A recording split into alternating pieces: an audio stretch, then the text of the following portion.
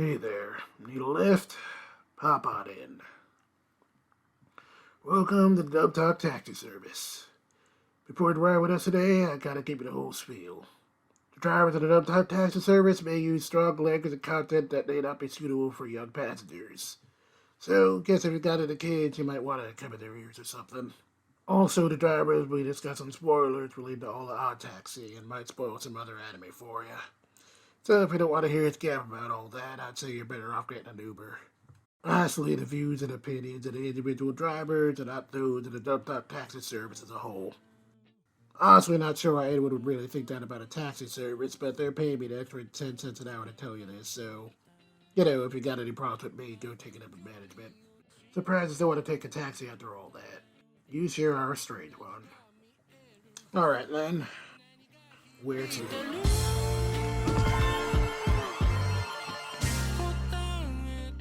Hello, and welcome to Dub Talk, where a group of animals come together to get wrapped up in a crime drama and occasionally talk about English songs for anime. Anyway, I'm your driver for tonight, Jet the Walrus, and here in the passenger seat, we have Andrew the Skunk. Hey, I'm not that stinky. You sure about that? Okay, I might be a little stinky, but it's because I'm nervous, okay? Also, I just got back from a really good concert, and oh my god, she was so cute when she was dancing out there. It's like she did the most cute thing, like, ah! Nerd. Steph the alpaca. I don't know this man. I don't know this skunky man. I would think he's cheating on me, but at this point, are we even dating anymore? She's very supportive of me and my decisions to support my favorite idol group. No, I'm not. She's indifferent. She hasn't killed me yet. Yes. And, At least you're not digging a giant hole in the backyard. That's the worst thing a boyfriend can do, apparently. And lastly, we have the artist formerly known as No Clue, the Porcupine. Oh no, Jet, no. That was an okay intro, but we can do a little bit better. Andrew, my man, give me a beat. He's gonna fail at this. Close enough. Right. Tune that mic as you like, MC Man. Dub Talk's here. We all got the plan. We're gonna do this podcast as we are able. Helium is the second element on the periodic table. So get in the taxi and we drive on our way and sit your ass down as we came to play. Okay, you're done. Mic drop. Awful beatbox. That was awful. Okay. Well, don't feel bad, Noah. The beatboxing was honestly worse than the rap. You know what? The beatboxing was awful. The rap was great. The beatboxing was awful. I just want a repeat of that A-Fest where, who was it? Rico Fajardo brought him up on stage and said, Andrew, give me a beat. God! Drop a beat and he just failed so hard. Why? Like I forgot. I suppressed that one. Never again, baby. We're off to a great start. Anyways, my skills are less about beatboxing and have more to do with being part of a comedy duo or trio or quadrangle. Podcast quadrangle, that's what this is. Yeah. Anyway, we're all gathered here tonight to talk about the dub to the surprise hit of 2021, Odd Taxi. The very big surprise hit. Yeah, actually, I guess the real surprise here is that Crunchyroll actually went back to dub this because... yes! Because back when it originally aired in spring of 2021, it received pretty much no promotion at all from Crunchyroll, despite being one of their co-productions. Which, I'll say this, on the one hand, yes, that is true, that they didn't really promote it, but on the same hand, I don't even think they realized what they had gotten, and I don't think most people would have, because my experience with Odd Taxi was during, surprise, surprise, the Crunchyroll Awards, where it was one of the trailers. It had a world debut, and they announced that they had the rights to a series called Odd Taxi. It just showed a taxi, a bunch of animals, and it starred Natsuki Hanai, and that Crunchyroll had it. That was it. Natsuki Hayane. And that was literally all they showed about it. I was like, okay, that's neat. All I knew about it was whenever Jed talked about it. I knew nothing after the fact. And then we watched the English dub premiere at Anime NYC. And here we are. Oh yeah, Say for Noah, everybody in this room was there for the worldwide premiere of the English dub's first 2 episodes at Anime NYC. Months before it actually aired. Oh, and I forgot. And the first episode with increasingly poor audio technical difficulties. My God, thankfully, the show managed to find an audience with some good word of mouth, and when it finally got enough buzz, I guess Crunchy realized their mistake and decided to course correct. So, the lesson today here, kids, word of mouth and proper promotion for your titles on streaming services is important. That may or may not be a mood given certain events at the Big N lately. I also am of the opinion that assuming a title is going to be a hit is kind of short-sighted, because sometimes you don't really know what you're going to get into, and people talk when something's a big surprise that you don't see coming. So my go-to example for this is probably Wonder Egg Priority, because all people knew was like, oh, it's a new Cloverworks thing, and it kind of looks like KyoAni. Might be fun, and then you watch that first episode, then you're like, what the fuck is this? Well, I mean, I would say Odd Taxi is even a bit more, like, under-the-radar surprise hit than even Wonder Egg. Oh yeah, no, this had... Wonder Egg, you could almost see that there was an appeal for. Odd Taxi's thing was like, okay, what is Odd Taxi? Okay, this kind of looks like a cartoon for kids, and it's about animals that are just Japanese people, and it's a murder mystery. And more importantly, on the production side of things, you mentioned Cloverworks being the thing that people knew about Wonder Egg Priority. The production behind Odd Taxi is marketing people. PIC. Yeah, the people who did the animation is OLM, yes. So you're right, the studio who did the work. OLM. They do some other show with animals, it's something people have never heard of. Pokemon or some such thing. Really? Yes, my favorite Jamaican cartoon, Pokemon. Jamaican cartoon, But it's OLM. OLM is the Pokemon studio. Huh, okay. Yeah, it is. Pikachu since the beginning, since the 90s. Pikachu saying, translated in Pika-P language, I may be out of PP, but I ain't out of options, as he pulls out a fucking revolver. I ain't out of PP. Yes. You think about what you just said. Andrew, context. So for once, Andrew is actually not doing a bit. That's just like what it's called. That's literally what it's called, PowerPoints, PP. Yeah, for once, Andrew is actually not doing a dumb bit. I'm not making an obvious wiener joke. That's where my brain defaulted, is like, are you trying to tell me Pikachu's trying to pee? What are you trying to... Pikachu's out of urine? Like, what the fuck? That's where my brain fucking fake-ass Pokemon fan doesn't even know it's PP. Anyway, you can sleep on the couch today. I love you. Nope. So, ignore him, Jet. Just keep going. Ignore him. What do you think Otakawa evolves up to? What do you think his next evolution is? Oh, there's literally he has an evolution. It's human. You know what? Fair he point. evolves to human.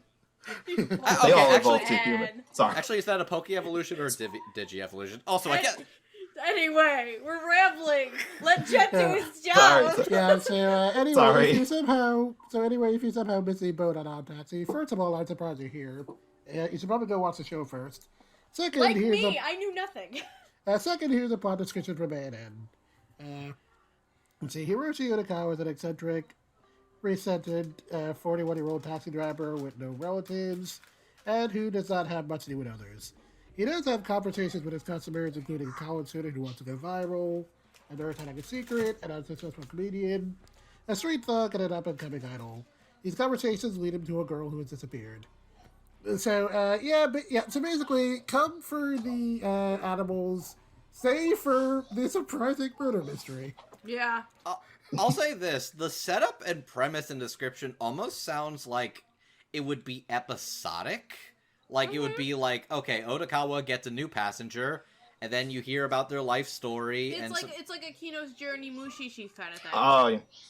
But as it turns out, Yeah, that's what I That actually, thought that it was actually too is, before that going actually into is what this. I thought it was going to be just based off the first episode, and then I got to like the end of the first episode, I was like, oh, okay, so it's just an actual mystery. it's just an actual mystery turned murder mystery turned conspiracy turned con job. Turned bank heist. It's probably... Jet, I'm going to assume that the reason why you and I both had the same assumption about what the show was before going into it is that the people who have seen this were pretty good about keeping spoilers free, so the actual premise of the show never got leaked, which is good because... I watched the show while it was airing. Or yeah, but still, like, even like on the production side, or I'm sorry, for someone like myself, who I didn't start watching the show until the dub was almost halfway finished, about a month ago, and basically marathoned all of it then. But I went into it assuming it would be, like you were saying, an episodic, these are the lives of the characters kind of show. So I'm glad that the collective anime audience was able to keep that under wraps for us newbies. The internet likes to tell spoilers a lot. So it's really nice that I didn't get spoiled. Because again, I didn't know nothing about this show either. And I only watched, like, the first 2 episodes of the dub when we watched it at Anime NYC. And I'm like, okay, I'm down. This is interesting. It was my first time watching it, too, because I heard Jet and everybody talk about it, and I was just like... Jet hyped it up so much, I'm like, okay. And for good reason. For good reason. But I think it legitimately was just like... I think I've hit that point where I'm less inclined to watch subtitle-only things as I've grown up now. I just don't have time. It's less about... It's less anything against it, but at this point, I'm not that interested in keeping up with everything day and date.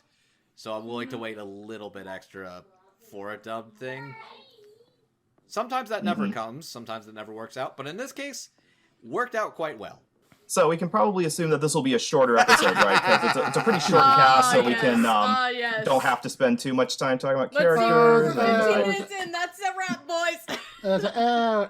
I'm looking at the poster here. There's barely any characters on the screen. Yeah, this is a small cast. Unfortunately, this is a pretty big Oh, yeah. There's a lot happening. There are a lot of moving parts in the show. Buckle in, folks. Yeah, a fair comparison, if you're slightly in the know on anime, is if you've seen Durarara, and you know not just how big the cast is, but also how the multiple characters interact with each other. Shit. Yeah. In terms of cityscape, it is the Durarara in that sense, but like tone-wise, it feels more like it's a Toshikon thing. I don't know. Which is interesting because they. No, I get what you're saying. It does have a bit of the not the scary part of Paranoia Agent, but we're going to reveal the. Not the scary parts necessarily, but more like some of the way it does social commentary and specifically the way it plays with social commentary. The way it plays with your perception of reality.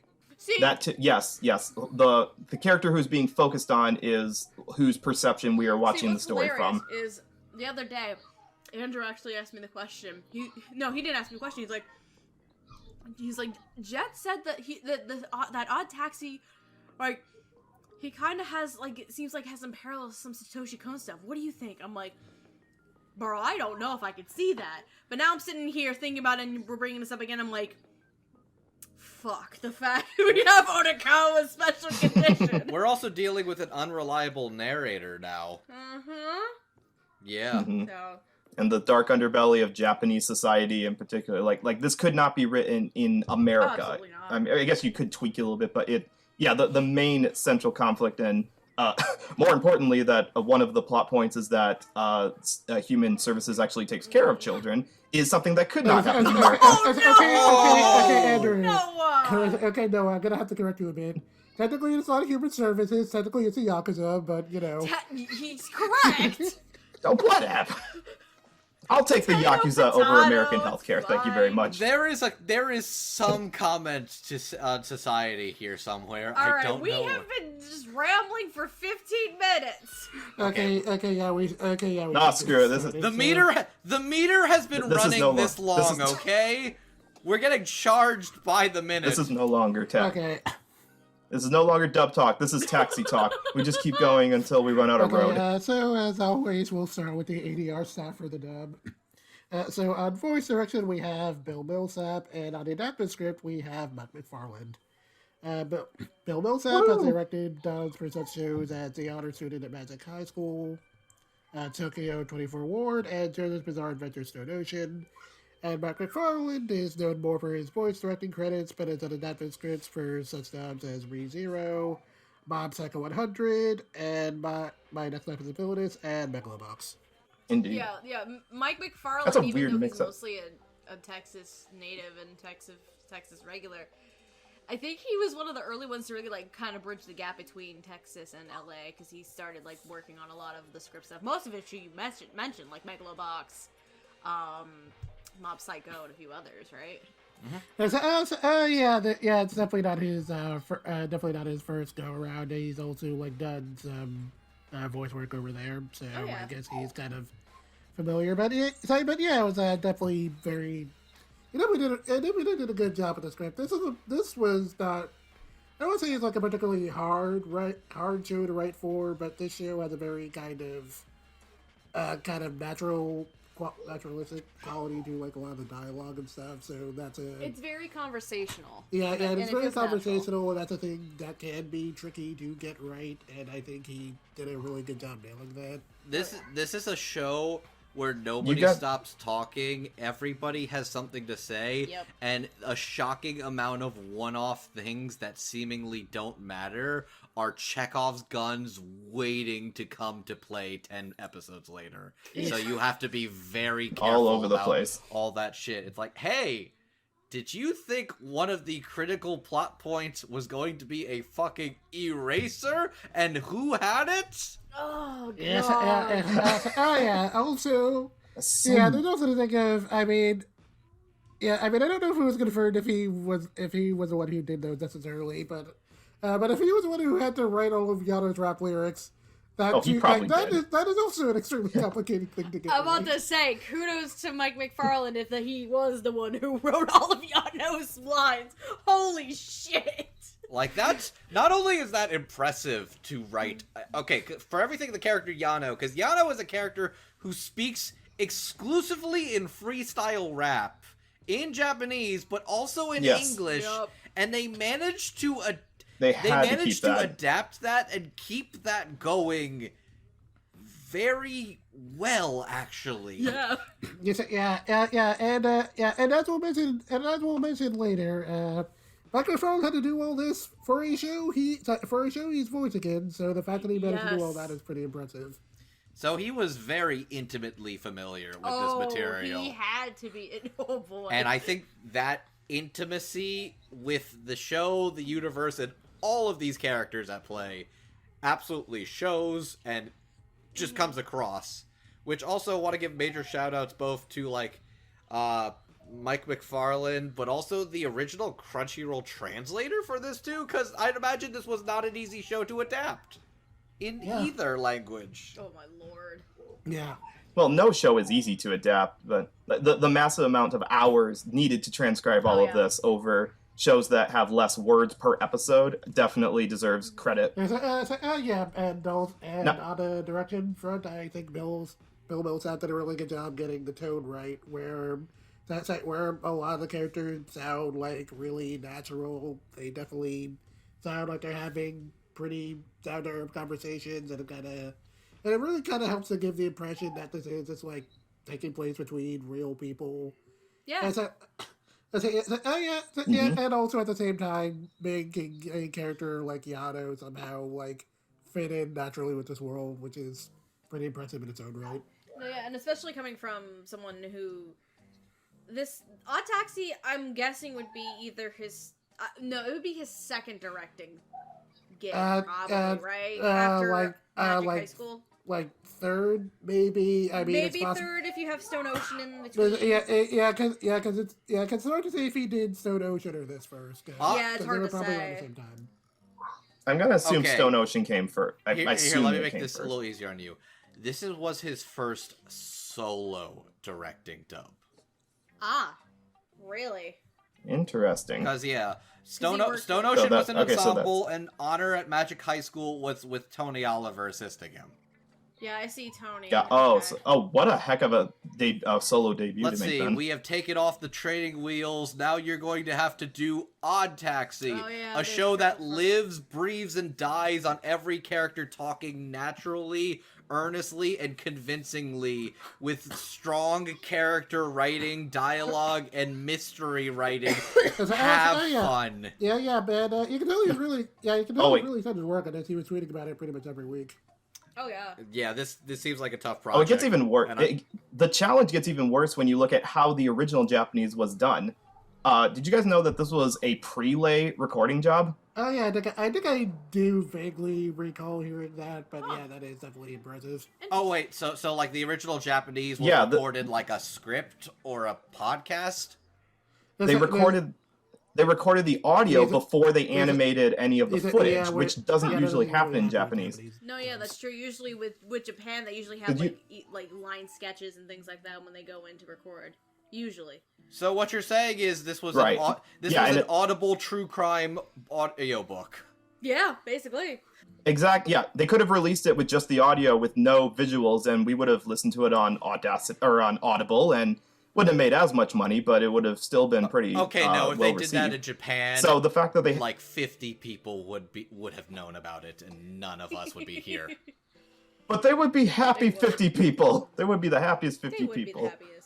But the fact that so this is one of the rare times where the animation was synced directly to Japanese audio performances instead of being kind of more generic lip flaps that the seiyus had to match to, which makes it even more incredible that both Bill's direction and Mike's script manages to match those lip flaps and the energy and the facial animations pretty flawlessly.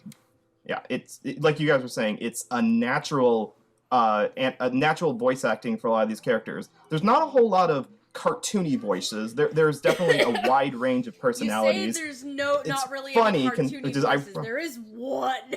Yeah, there is one, but I said most part. There is one. Yes, that's true. Probably call him a Muppet. Yes, you can, and I am so hyped to talk about him in that exact word. Yes, keep the word Muppet in the back of your head. Those of you who've seen the full show know exactly which character we're talking about. I have a joke for that. later. Little Daimon, we love you. Hold on. Like I think this is a genuine tour de force that like could have lived and died on the strength of the team at the helm of this, and both Bill and Mike had a kind of Herculean task when it came to doing a show like this, and frankly, they fucking delivered in spades. Yeah. Mm-hmm. Yeah, I don't think I've talked to anyone who said that they prefer the Japanese over the dub. Like everyone pretty much agrees that the attempts by the dub to match this tone, the acting, everything of that sort. It's one of those cases where even people who like don't normally care about dubs were happy this got a dub, particularly because more people can watch ODDTAXI. Yeah, because they need more people to get to watch this show, and the fact that this dub turned out so well definitely helped to get a lot more people to watch this show. So it got me to watch this show. I originally ignored it, so the fact that it got a dub and the fact that Jet kept gushing about it, it was only a matter of time. Also, so let that be a lesson to all of you, all you Japanese producers out there. You can have the most high quality animation, the best music producers, and all. But if you can get the Jet seal of approval, you're gonna go to the bank. That's all you need. My opinion about It's just like I don't want my name attached to that. You shut up. He is the Anton Ego of just the anime critic circle. No. Jet's like, please stop. Anyways. Also, while we are talking about her directly in this segment, I did want to give a brief shout out to Kelly Mills, who did the lyric adaptation for the Mystery Kiss songs, which actually might be why this got held back a few weeks from when it was supposed to originally start. Yes, they did in fact dub the Idol song. Yes, because the producer, when we went to the premiere at Anime NYC, they did not have the songs dubbed yet. So yeah, I can vouch for that. It was really just the Japanese song. Yeah, it was still Japanese at the time. I completely forgot that it was Japanese. That makes sense. That's it. The more you know. Also, in case you were curious what I meant about the audio thing, it was basically, it was literally like in the first episode, this was just the first episode. Yep. Second episode was completely fine. In the first episode, there was like it was like a repeat like of a weird skip of like kind of certain thing. words. It's like, let's put it like this. Let's all go to the bank. Yeah. And hey. And that happened Echo. every like 5 or 10 seconds, Oh, randomly, yeah. stuff like that. They tried to fix it, but it was of no avail. It was the file. But the second episode was much better. And also, it was a completely packed panel room to the point that people were lining up against the walls to see the premiere. Yeah, it was packed for that. Yeah. So they knew the demand and excitement for Odd Taxi definitely grew. They should continue the franchise, like, theatrically. Okay. I see where you're going with that. So anyway, we talked about the ADR stuff. Let's get to some characters. Oh boy, there's a lot of them. All right, grab a butt pillow. This is going to take a We while. had some of the folks throughout town who don't quite fit into any of the major groups. So we've got Kensuke, Shibagaki, and Ateyababa, a pair of comedians where one is a cynical washout, while the other suddenly grows in popularity. They've also got a critic named Satoshi Nagashima who goes off about their declining comedy and kind of tendency to look down on their audience. And then there's Kenshiro and Koshiro Daimon, who are a pair of police officers that can be best described as bad cop, himbo cop. Bad cop, himbo cop, god damn it! Mostly because... Yeah, not where I thought you were going with this. On Nobu's payroll, while the other is just literally too pure and stupid to be corrupt, so he has no idea what his brother's doing. We love Baby Daimon. The way I would describe it is like, Little Daimon is the type of police officer in like a Saturday morning children's cartoon level police officer. Yes. And Big Daimon is the type of police officer that is in your HBO Showtime drug-based crime drama. Yeah, I hear it! So basically, we've got Clancy Brown from the Shawshank Redemption as the older brother, and Goofy Part 1 Lupin detective as the little brother. Okay, you say this, but I actually would like to see just like a random show with like younger Daimon, Zenigata, and maybe Gumshoe from Ace Attorney just That'd be around trying to solve hilarious. crime. If you put them in an escape room, all of them would die. It would die, but it'd be entertaining. Okay, no, that's not true. Zenigata is smart. He would just kind of be dragged down by the other two. Yes. Why I say Zenigata, because the younger brother's not an idiot. Like, he is competent. He gets the thing done at the end. It just takes him a while to cross the finish line. So it takes him a while to be competent. You gotcha. So continuing, there's Hajime Tanaka, an office worker with a crippling gambling addiction who after an unfortunate coincidence, decides to torment and kill Onikawa for revenge. And then lastly, there's Saichi Kamisawa, a college student who's obsessed with going viral, and pretty much represents everything bad about YouTuber grifting culture. I hate him so much. The entire... There is... So... This show say it. Just say it. Does not fuck around. Nope. But Taichi Kabasawa does? And he's the only one! Nobody else, just him. It's just so sad. Ooh, yeah. Oh, lordy. I think someone in our Discord said something along the lines of, like, I refuse to believe that this guy got laid. He got laid in the exact way you would think he would. Shitty influencer clout laid. Yup. Yup. The best kind. Christ. Anyway. No, come on, Andrew. Don't be so judgmental. You tell me that you don't get all the poontang from all the clout you get from this podcast? Oh, wait, your girlfriend's here. We'll talk about that later.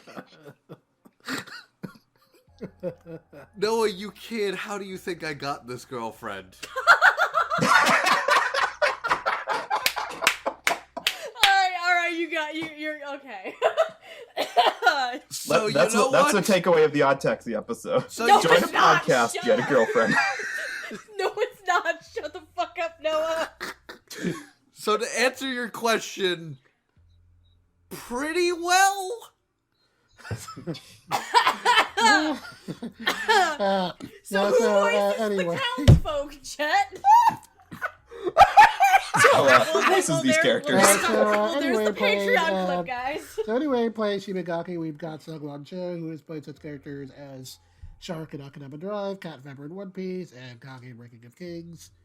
For VaVa, we have Brett McKay, who's played his characters as KJ in Full Dive, Alan Kay in My Hero Academia World's Mission, and Sho Minamoto in the World of With Few anime. Satoshi Nakashima is played by AJ Beckles, who has played his characters as Shiki Komodo Jihen, Jocko McDonald in Shaman King 2021, and Takamichi Hanagaki in Tokyo Revengers. Takamichi.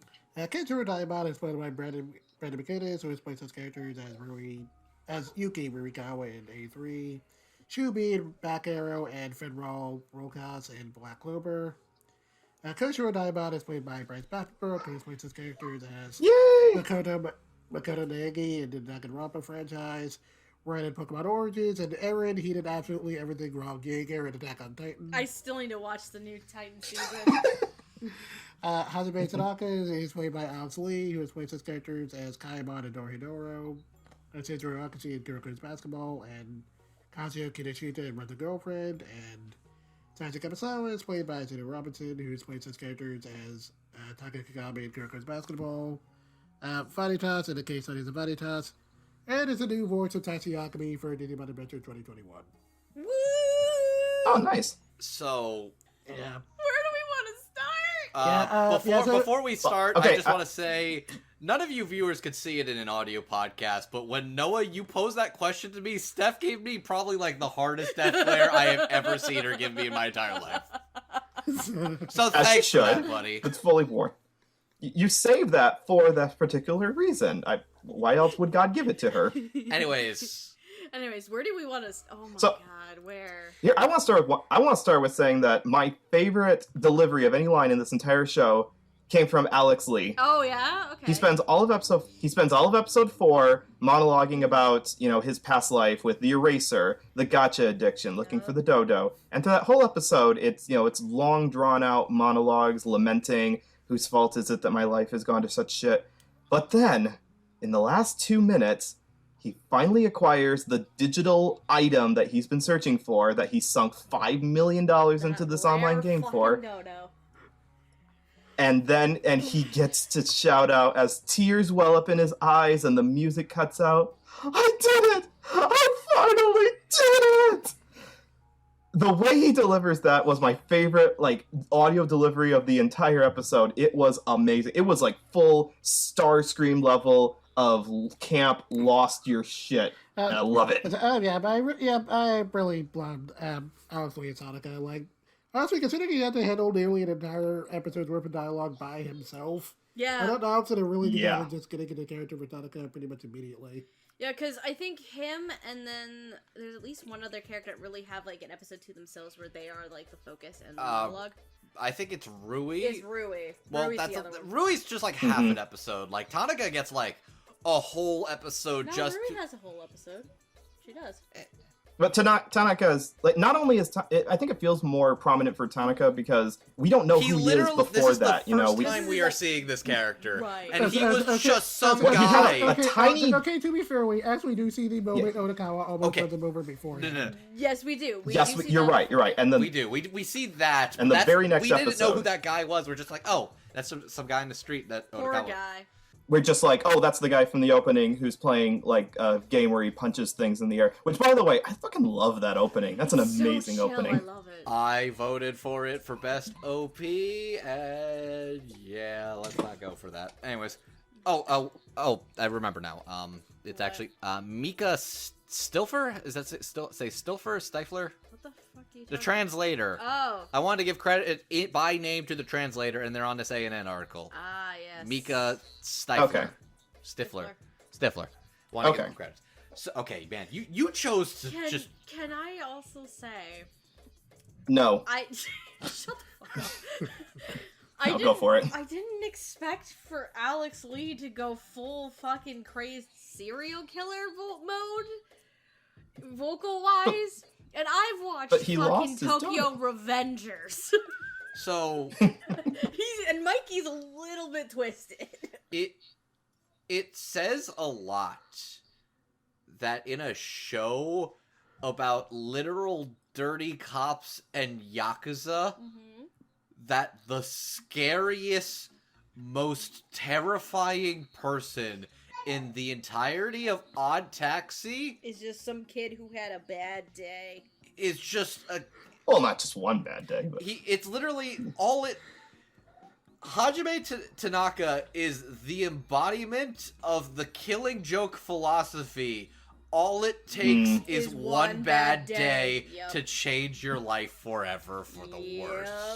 I think that's what we're going for, sure. But it is highly indicated that this was just a thing building up for a long time with the way that he sought recognition in school, and he did that by spending a shit ton of his dad's money on an eraser that never arrived. So he got his ass beat for it.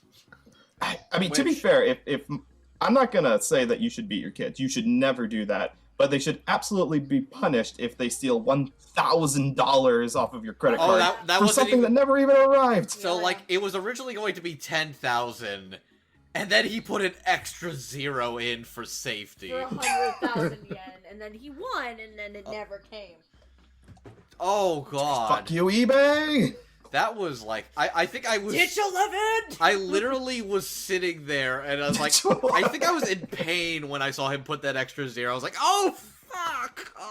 Both of us are just like, oh, why? But why you do that? He carried a whole episode on himself, and it was genuinely terrifying to see how addiction starts in a person. Legitimate, actual crippling gotcha gambling addiction and how it starts. Never play those games, people. I'm sorry to all the Udapri live people out there watching, but don't play the games. I'm sorry, Gigi. Okay, to be fair, Sorry, Gigi. some people do have restraint and can do that stuff in like moderation, and then Right. some clearly Tanaka cannot. Yeah. Not to, and it's he's also the kind who has expendable income because he has a job and no one else to take care of. But you so also literally I guess, see the toll it takes on his mental, physical health, his relationships with people, how he gets self-absorbed into it, and like literally he goes from kind of being like a decent little corporate ringworm, and then just being like, I was trying to think of like climbing a corporate ladder or something like that. But, and then you just see he's kind of lazy, he's kind of, like, slobbish, completely self-absorbed. He's a loser. Angry. He's a loser. And he doesn't blame himself. It's indicated pretty heavily when he asks himself, whose fault is it? He blames Is it everybody the else. government, my teachers? It could never be. My fault? No, the thing is he does go over like whose fault it could be. At the end, he does be like, okay, yeah, this is obviously me, but he's not willing to like actually do anything about it. Right. And, like, that's how, like, radicalism and, like, that selfish, angry, violent desire starts is you can't take responsibility for the fault of your own path, and you blame it on the world and everything else around you. Oh, yeah. And Which makes him the perfect foil to Shibagaki. And maybe that's a good segue into talking about Homo sapiens, because he's the only other person who, like, confronts Tanaka before the final episode. Before we get to him, though, I would like to briefly talk about AJ Beckles, since he doesn't show up too much. AJ's very short. Yeah, he doesn't show up too much, but Okay. he does. But he does have some interaction with Shibagaki in particular. Oh yeah, true. He does also have interaction with him. He's the giraffe, right? Yeah, he's the giraffe. Let me be just your new making sure. partner. I'll make great jokes. Try hard mode. That's Satoshi. Yeah, he definitely is a very try-hard teenager. aren't we all Yes. try hard at It's also- that age? You right. Not all of them. Some people give up a lot sooner. Jesus, that's... Oh no! Noah. Not me. Not That's just a- some people. Noah, are we speaking from experience, sir? But but I do think that agent does a really good job getting across. You guys know what you're doing, but I know what you guys need. I can make you better, faster, stronger. We have the technology. We can make him funnier. We can make him funnier in post. Actually, I'm glad you brought that. You brought AJ up because you're right. He doesn't have a whole lot of presence, but he's a good indication, I think, of the overall tone of the show. Yeah. because since he's such a minor character and he's got one of the, I'd like to say, goofier character designs, they could have made him sound like, nasalier, nerdier, like, more cartoonish, but they didn't. They, even with the characters who have the goofier character designs, they are told to act and are cast to sound like perfectly normal people. Yeah. If you didn't know that he was a giraffe from the screen, you'd think that he would just look like your average high school student. Which is, I think, the point. If you watch the... See, here's the thing. I think it also goes back to, like, the conversationalist dialogue as well as the direction. If you go into this show blind like I did, you'd think, like, oh, these animals are just, like, as real as people, and then you fucking learn at the end of the show. Mm-hmm. And, like, that's They the were on point. Earth all along. It's like, that's the point. It's like, shit, alright. Yes, it was. Well, yeah. So, yeah. So, you want to talk about Homo sapiens now? Let's talk about the... So, Hold on, Jet wanted to say something. I was gonna say, yeah, no, we're gonna talk about Homo sapiens. I was gonna say, let's talk about the comedy duo that are doing a very specific type of conversational Japanese comedy. Yeah, Mhm. good old Bonsai. Yes. Which, yeah, again, this could not be done in any other country. It is suited specifically for the country of origin. Now, Jet, did you watch this in Japanese, right? Yep. So, I did not, so I don't know for both the characters, for Baba or Shibagaki, whether or not this is true in Japanese.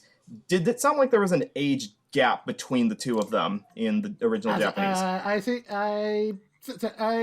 so. Maybe not quite as pronounced as the dub, but Shibagaki did sound like it sounded a little older. I Okay. get the So, I get yeah, the 'cause vibe their age gap was very much a central part of their dynamic and also their eventual distancing from one another. No, I mean, because they did mention that they went to high school together, so I don't think they're that far apart in age. But, yes, like Shibagaki is probably exactly. Thank you. I actually did not. Yeah, so there may be a couple of years, but not...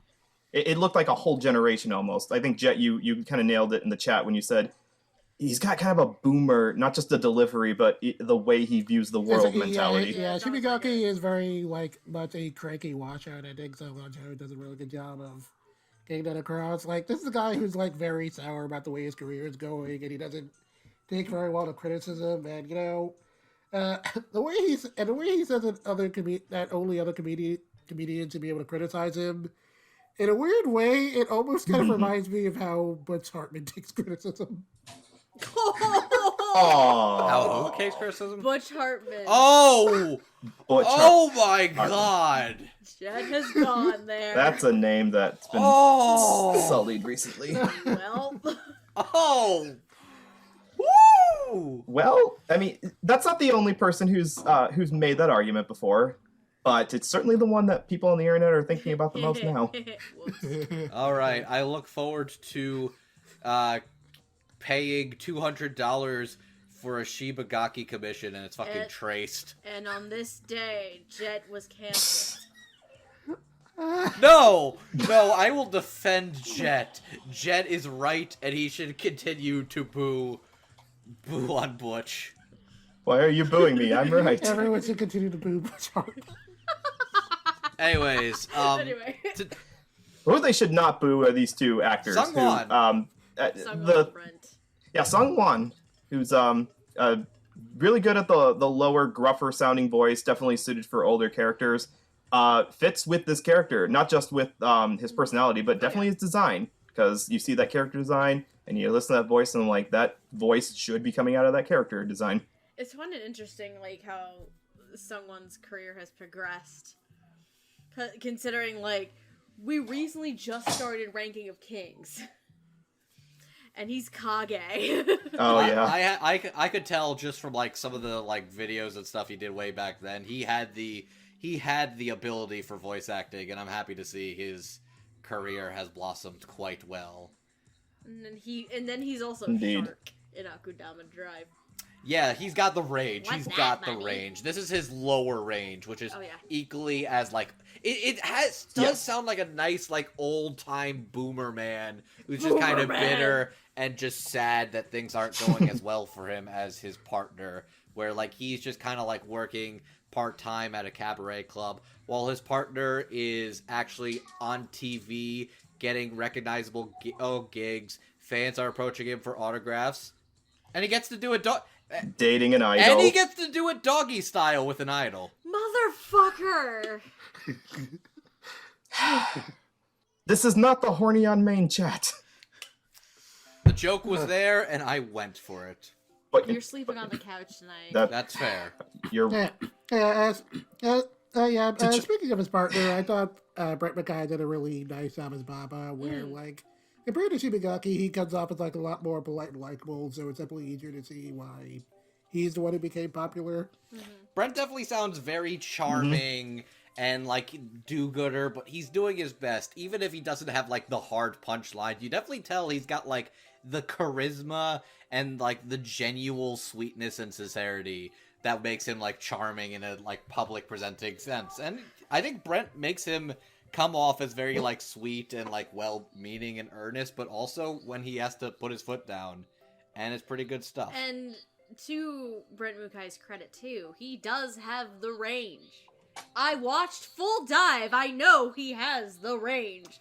Which Because Genji in Full Dive is a lower register than what Baba is. It's 100%. interesting. Full Dive as a show is garbage. Okay, so But I sat through it, and Brent Mukai was great. by the way, aw, about to check it out on your recommendation. so actually, It has its moments where it's No. hilarious. if I got a minute to take a quick soapbox for a second, not really a soapbox, but just want to highlight something. So this is a Bang Zoom produced dub. Yes. So everybody, you would assume most everybody is predominantly Californian. That is actually Half incorrect, true, because half this true. has there's a good amount of people from Cali, but this dub actually takes advantage of the potential and opportunities of remote recording. In this section alone, I think before AJ Beckles moved to California this year, he recorded this and other shows like this from Massachusetts. Yep. Tokyo Revengers was the big one that Okay. he recorded. And Brent Mukai, I learned that he's actually based out of Las Vegas. Yep. So yeah, I just want Also to give a interesting. shout out that like the cool things and casting possibilities that can be done Yeah. by embracing remote recordings and not just making it exclusively based out of one location and one location It only. gives you fun dubs like this one. It's the kind of thing that I think should be embraced What? and acknowledged and Oh, definitely. like, celebrated instead of going back to the way things were. Yeah. And that's what I want to say on that. And Andrew, yeah, this is definitely Andrew, I've got a bigger soapbox. Got a bigger soapbox for you, Andrew. Can you get up on the bigger soapbox and say it even louder for Okay. people in the Here back? we go. Okay, About here's how- what I got. Here we go. Oh no. Remote recordings are good. You don't need to limit yourself to the locations of where the dub is being recorded and the local talent. It can be done, but it doesn't need to be made exclusively in one location, and you can embrace the possibilities of remote recording setups and people and voice actors from around the world. Here. And we're not calling out anyone, Crunchyroll, in particular about this Crunchyroll. But if you are Crunchyroll, going to continue to Crunchyroll, make dubs, make Crunchyroll, use of the talent around that Crunchyroll world, Crunchyroll. No one in particular. That says it remote all. remote recording is good, Crunchyroll. So We love things like this. We love things like this. On the topic also of getting a variety of talent is Shibagaki's voice is in the original audio, I believe, is of Saken, because he gets called out as having a bit of a rural voice, which is fitting because, and I only know this because I come from the same state, but Sungwon didn't originally live in the West Coast. He lived in Michigan, which, has this Midwest dialect to it, which lends itself more to a rural sounding voice than... There was actually like a little bit of a kind of country sound to Sungwon's tone that I kind of appreciated. Not necessarily country. I'd say more As a- Midwestern. Man, people in Michigan sound like they're fucking dweebs. Imagine buying a new house in one. Hell yeah. I'm proud of it, you motherfucker. Side note, Noah has a house now. He's moving soon. I'm sitting next to a giant stack of egg boxes full of stuff to move in a week. We go closing on it tomorrow. Yay! Yay! Continuing with Brent, I did kind of appreciate that through his tone, you could kind of tell that Baba doesn't really have a very high opinion of himself, but definitely has one of, like, Shimigaki very early on. And it's kind of interesting to see how that dynamic plays out. And I also thought it was kind of interesting seeing his whole relationship with Rui and how, like, compared to how ambitious she is, he's a lot more kind of realistic in the fetus sort of way, but that somehow kind of works out for the two of them, and I thought that was, like, I don't know if defeatist is the word. Like, he simply says that he's not as ambitious as she is. Like, he's got ambition. It's just, he wants to go for bronze, whereas she wants to go for gold. Yeah. I actually thought they did have a cute dynamic. That was a cute little dynamic. I was like, okay, no, she's gonna be using it. I was like, oh wait, no, you actually do enjoy his company. It's just things didn't quite work out for a couple of reasons. We'll get to that. I.e. murder. Yep. Yeah. But it's one of the healthy codependent celebrity relationships. Yeah. One of. I don't know if there are any in the real world. We can't all be oh shoot! I was thinking of a celebrity couple who stick around for a long time. I can't think of it now. Dang it! I'll think of it later. So, speaking of codependent relationships. No, I was about to say healthy celebrity relationships. Can we talk about an unhealthy one? I guess so. Oh, that's where you were going with this. I was you like, both going to the same spot. Can we talk about the brothers last? I was gonna say Kabasawa for last, but if you want to do him. Oh, I thought we would. I had like a perfect segue. We were talking about codependency, and then we were talking about the good cop brothers. But yes, we can talk about some hippo dick. Actually, can we not? Actually. I fucking hate this character so much. The sad part is because I'm pretty sure the show wanted you to like this character from everything he does. I'm sure he was supposed to be likable. The sad thing about Kabasawa is that he kind of, like in the first episode, he's kind of just a good kid. Yeah. He's kind of just a good kid who just kind of wants to get noticed, and he wants to get internet famous, which is a terrible decision in the hindsight. Yeah. He needs to make better life choices. He wanted to go viral on Twitter, and he got a hit tweet, and then he made that hit tweet his personality, but also he learned the wrong lesson from going on Twitter. He learned that making a shit take on the internet gets you attention.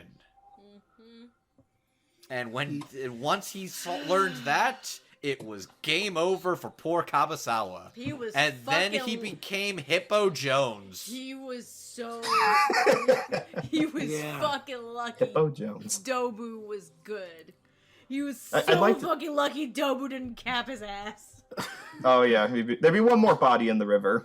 I thought that Zander did a really good job of kind of making him come off as a very pacey nerd in his delivery, but not without sounding like super exaggerated. I loved it. He sounds like a very good kid that's kind of in over his head, but is also just like trying his best to get noticed. He even does his own shitty Wonderwall cover. Like he actually gets to sing too, and it's like, okay, great. yeah, that's pretty funny. Zander does a really good job of making this kid like sort of as like kind of like maybe semi well intended initially, but then gradually becoming more self-centered and kind of punchable. Self-centered asshole. Kind of punchable, Jet. He actively interferes with the public consensus about this ongoing case because he wants to blame all of society's problems onto one guy who in the grand scheme of things is just kind of a shitty thug. But he's like, if he basically learned, if I make everybody fear a common enemy, that will get everybody to notice me, and that will get everybody to band with me and give me money and me attention and me pussy. Yeah. So what you're saying is he's Hippo Osmondius from Watchmen? I'm pretty sure Osmondius was gay, so it doesn't quite fit, but... I mean, fair enough. The comparison is at least still apt. Except there was No, what- there was a I'll- lot more people standing by the end of this compared to Watchmen. Yeah, this is true. But Good point. yeah, but anyway, Xeno good. Xeno's great. Xeno good. This Xeno- fucking Yeah. jackass though. I appreciated when the mask started slipping and he started catching on to his grifting. Like, Zander did a really good job of getting across, like, Kamisawa's whole mix of, like, self-loathing and denial, especially during that scene where you see him with one of his followers and he, like, snaps. He Yeah. snaps and he's like, We "Oh, didn't that need is to The see goddamn that's a lamp. borderline like abusive dirtbag wife beater boyfriend shit." What He's like, the lesson we should learn from all this what we should learn from this is that the internet is absolutely flush with cash, and it will never go to the right person. That's Is it- fair. That's is it- true. The I said, only yeah, but thing I don't buy is how easy it was for him to turn over a new leaf. Not because I didn't think it was possible, but because that one felt a little too clean and unbelievable. I feel like he would have grifted a lot longer. okay. To be fair, you do see with the last. See, like, even after everything's gone, like, even after, everything's happening, he vowed to change his ways. When he saw Odokawa's car, he was so like, oh man, I gotta make sure this goes viral, so he hasn't quite learned his He hasn't quite let it out. But I will say Right, this, but- they did establish that this dude who can talk shit on the internet is a huge, big, bitch-ass coward when you throw hands. AKA, you should punch Nazis. Which is- Speaking of that, I did Well, actually yes. I did like his whole exchange with Dobu, where he kind of like admitted how much he hated himself this whole Yeah. time. Yeah, he Yeah. again, he was lucky that Dobu was good. to him. Also, in terms of just like not even like the dub, just like the show itself, like the whole thing where Dobu mentioned how like extreme self-hatred kind of in its own form of narcissism is something that just Yeah. kind of Wow, that's the line that stuck with me ever since I watched the show. It's a fascinating take where it's like, 'cause that is a fascinating thing, but I can't say it's not wrong. Yeah. Oh, it is absolutely right, and it's kind of horrifying in its own way. Yeah. There's very few morals of this show that I feel like I disagree with. Like, I think in the most part, it's trying to advocate for, better self-sustainability, taking care of your fellow man, that people who take advantage of others, will get punished, and don't steal medicine, I guess. Like, most of the lessons are pretty good. God, could Odd Taxi have been a Yakuza game? Yes, it could have. Probably. In fact, it will be. Couple of years, it will be. Oh lord. Fuck. The one last positive thing I want to say about Zeno is that we have a couple of these like young adult characters that all have distinct voices from one another. Like, I never felt like Kabasawa sounded the same as Baba, or who sounded neither of them sounded similar to Skunk Man, who we'll get to in a bit. So I do appreciate that. We will get to him. I do like that Zeno's overall performance is it's still realistic. It's based in the real world, like we were saying, conversational dialogue of real world people, but it sounds different than the other similarly aged characters. Oh, 100%. In subtle ways. Yep. And now we are good to talk about the Cop Brothers. Good cop and bad cop and Muppet. Oh my god, he's such... Man or a Bryce Muppet? Papenbrook Am I a has Muppet never or a said man? Am I a good cop or a bad cop?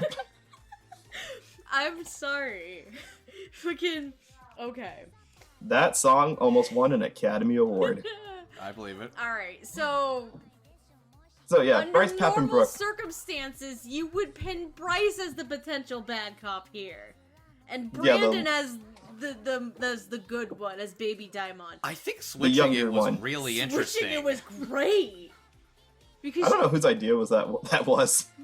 because like when you because Brandon McInnes is usually known for like some of the sweet, nicer characters, and now he's getting to break away with that, which is fantastic for him. To which the age-old question I asked this earlier: is Brandon McInnes okay with Demon Slayer right now? I'm just gonna say that, throw that out there. Pop your head in. Brandon, are you okay, buddy? Yeah. Buddy. Just blink twice if you're okay. But no, it's normally you would think it's the reverse with Bryce's older Daimon and Brandon would normally be little Daimon.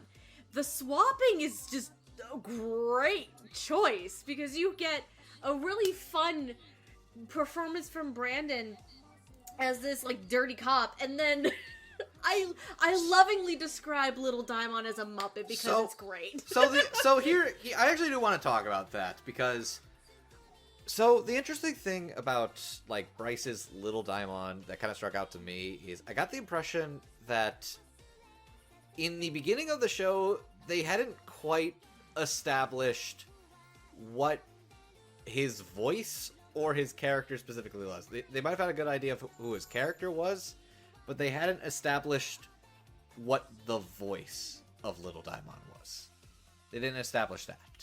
Yeah, he definitely didn't sound like, a lot. He sounded like a younger, meeker Bryce Papenbrook role and performance, which is not out of character for stuff he's done, but it sounded like it's what I would associate with something like a Bryce Papenbrook role and vocal register. Yeah, you can still tell it was him. Yeah. I think midway around the show, a conscious choice was made not only to differentiate him from his bigger brother Daimon, but to give him the vocal cadence of what if Kermit the Frog was a cop? Bryce Papenbrook here. Kermit the Frog here. What seems to be the problem here? I see you were going 70 in a 55 mile per hour zone. What seems to be a problem? Why are you in such a rush there, buddy? Kermit the Frog here. It is that level of strange vocal registry where it sounds like a Muppet. I love it though. It's not a bad decision, and it actually is shockingly endearing for this guy who really wanted to be a cop for the right reasons. Yeah. It's just heartbreaking watching this kind of doughy-eyed dimwit with a heart of gold learn that his dearest brother is dirty. Yep. And it's kind of heartbreaking in that sense, yeah.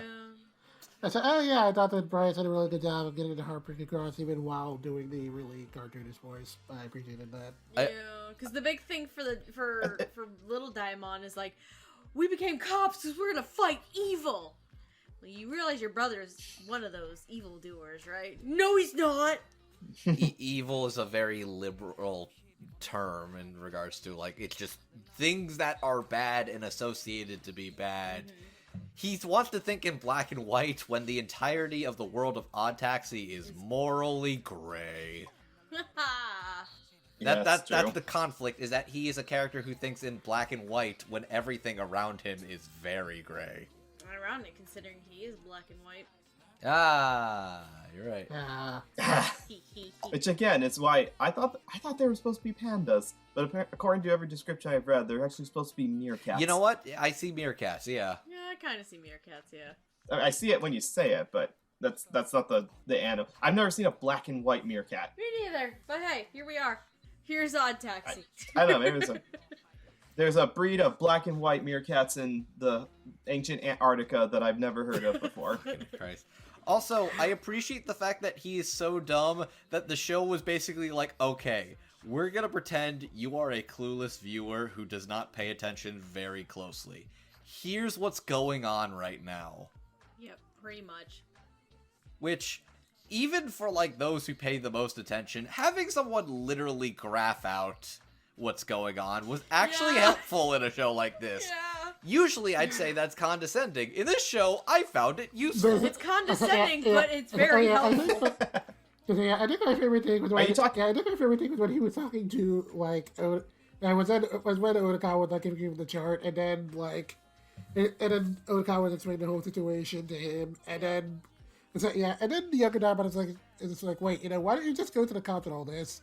And then I appreciate that microphone Odokawa just like the most straightforward voice possible. It's like, wait, are you sure you're not actually smart? That was good. Explain it to me like I'm... Explain it to me like I'm Little Diamond. Kermit the Frog here. No, the whole.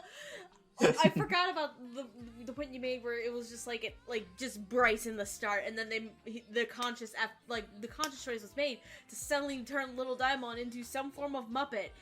I loved it, and it worked so fucking well. I think it was, it's weird to have, that cartoony voice, but I'd almost argue that having someone so earnestly simple in a show like this is almost a nice refresher, in a way. Mm-hmm. Especially because we've got the dirty cop brother who's not going to follow due process. So, when you get to Little Daimon, even if he thinks that you're evil, he's not going to just arrest you. He's going to go through the 2,000 steps necessary to get you filed and put in properly, so nothing's actually going to happen to you if you've got nothing to worry about. I'm thinking of the one line he said. That fucking Little Diamond says. He says some shit about there being so much paperwork at one point, didn't he? Yep. The good news is he's tired of it, but I believe he will put in the paperwork. Brandon Big Daimon is duplicitous, sneaky, and two-faced, and absolutely will bury that paperwork. Yeah. Brandon does a really good job of making this guy come off as incredibly snide, and you can just tell he looks down at everyone else. Mm-hmm. Do you guys think that they had both kinds of cops as brothers in the show to deflect from criticism from the real world that you're just hating on all cops? Instead, just saying no, we've got a good cop in you, so you're not totally anti-police. Not specifically. A bit of a shield there. I mean, because it felt like it was coming down on crooked cops enough that it was I don't know. I felt like Bryce's competence got him there as I don't know, as a bit of a breather, but also kind of just you need a simple person that actually isn't going to betray him, or try to kill him, or try to betray and kill him at the same time. Hence, Little Daimon. He needed somebody in the show to actually just be a good guy. And that's the role Little Daimon is. A good guy who is also an actual cartoon character. The observations about Bryce and Brandon working off of each other and being cast in the opposite of what they're usually cast as worked very well for these performances. These were the kind of roles that definitely felt the most how would I say here the most commentative because of the way that they kind of intermingle with all the other characters. So you had to get these characters empathetic. And you're not empathetic towards Big Daimon. You're not oh, I feel so bad for this guy. You're more it's more of a, I know where you're coming from, and you're one of the characters that's is tying this back down to reality. Mm-hmm. Sounds about right. But yeah, I think both Brandon and Bryce absolutely nailed these cops. So I think all the townsfolk here did a pretty good job. But now it's time to talk about the idol industry. This show has things to say about the idol industry. Kind of a couple of things. So next we're going to talk about the idol group mystery case. Specifically, we're talking about its members, Rui Nakano, Shiho Ichimura, and Yuki Mitsuya, its manager, Fuyuki Yamamoto, and our resident fanboy, Shinamai. As was just mentioned, Imai is a longtime fan of the group, and after winning the lottery, he becomes a pawn in an elaborate bank robbery. And honestly, next to Bryce Pepperbrook's copy, is probably the nicest character in this show. You know what? I thought this show was going to be a lot even more meaner to him, Imai. but honestly, Imai's just a good dude Imai's who just really likes his idols. He's just a good dude. He's also really, really dumb. Yeah, extremely. I don't know if I'd say that. You don't. Okay. He's a He's a fanatic. There are certain things you do not post on the internet. He had to learn that the hard way. That is basically you don't put that you won the lottery. You also don't put your social security number and you don't post, like, your address or IP stuff. He posted one of those no-nos. But you don't post your credit card and the CCV number on Twitter. Whoops. What I'm saying people have is done. Shun Amai is a good boy, but he absolutely would fall for a scam if a cute idol girl asked him for the 3 digits on the back of his credit card. Oh, he would, unfortunately. Oni-chan, can I have your social security number and credit card, please? You'll be my number one superstar. Anything for you, baby! So continuing, Asami Yamamoto is a manager who has made it his dream to bring mystery kids to the top of the idol industry, and will do anything to make that happen, including, allying himself with Yakuza members and, illegal bond disposal, because you gotta do what you gotta do, right? He will lie, cheat, steal, and kill anything music for his industry, girls. And then we have Rui, who is the center for mystery kids and is extremely ambitious when it comes to wanting to reach the top. Shiho is one of the members who grew up living in poverty, so she wants to become an idol in order to become rich, and also run some magic games on the side. And lastly, we have Yuki Michi, who's the third member of Mystery Kids, and just really likes fried chicken. There's absolutely nothing else to say about this character. Wait. Nothing wrong. Just an innocent bystander who did nothing wrong. Wait. Oh, Lord. Yeah, there's absolutely nothing wrong. Wait, what's this about her being the real murderer behind this show's mystery? Hang on. Hold on a second. Strike. Jet, I'm looking at this cast list. Why are there 2 of them? Because it turns out that this Yuki Michi is actually a fake who is brought into the group to replace a real one, but it turns out that she was actually the one who killed the real one. Yeah, so, like, I was literally... We just finished watching the show right before we started recording. And that at the last second, we learned what actually happened to the real Mitsuya. And the whole, like, we for like a solid 5 minutes, he couldn't say words. So he just made noises. So here is the noise I could make for the last 3 minutes of those episodes is basically...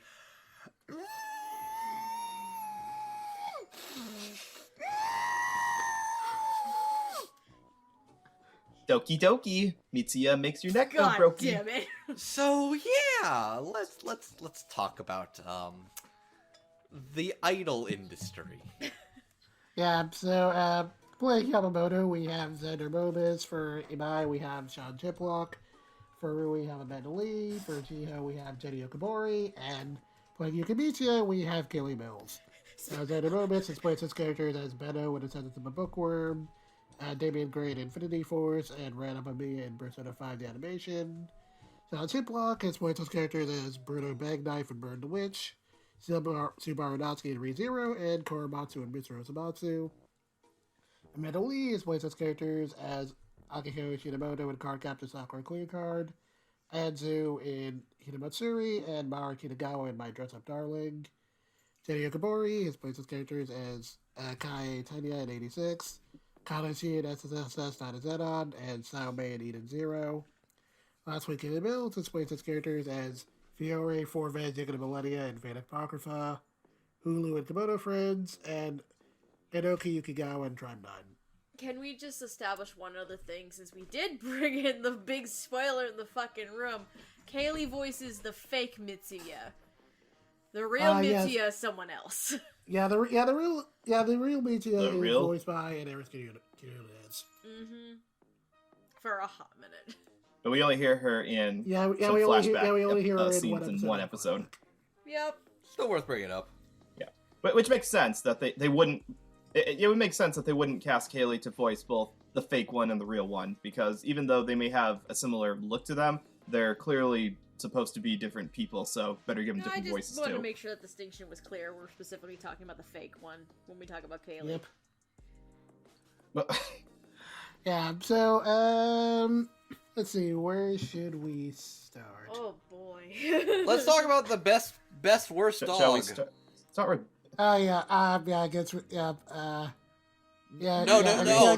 I was actually The talking other about Zander. The other best worst dog. Oh yeah. Uh, Actually, is he a fox? I think he's more He's a fox. Okay. Well, to be fair, foxes are the canine families. Fair enough. I thought of him as like a hound dog. Yeah, that's but where my brain went. I can see that. I'm pretty sure with the animal itself is not. It's very rare that they mention like personality traits of the animal they are to them. There's like one line where Rui actually calls out Baba as like having a horse face, but that's about that it. one's Other vague than enough that, to the be animal is kind of incidental. A comment about humans. Who'da thunk? Who'da thunk? Yes, it could. Yeah, I mean, when you see his human face in the last episode, you're like, yeah, he kind of does have a horse face, doesn't he? Rui's probably like the best animal to person 1-to-1 in the show. In that, yeah, that just looks like her, but with like human skin and a human nose and less ears.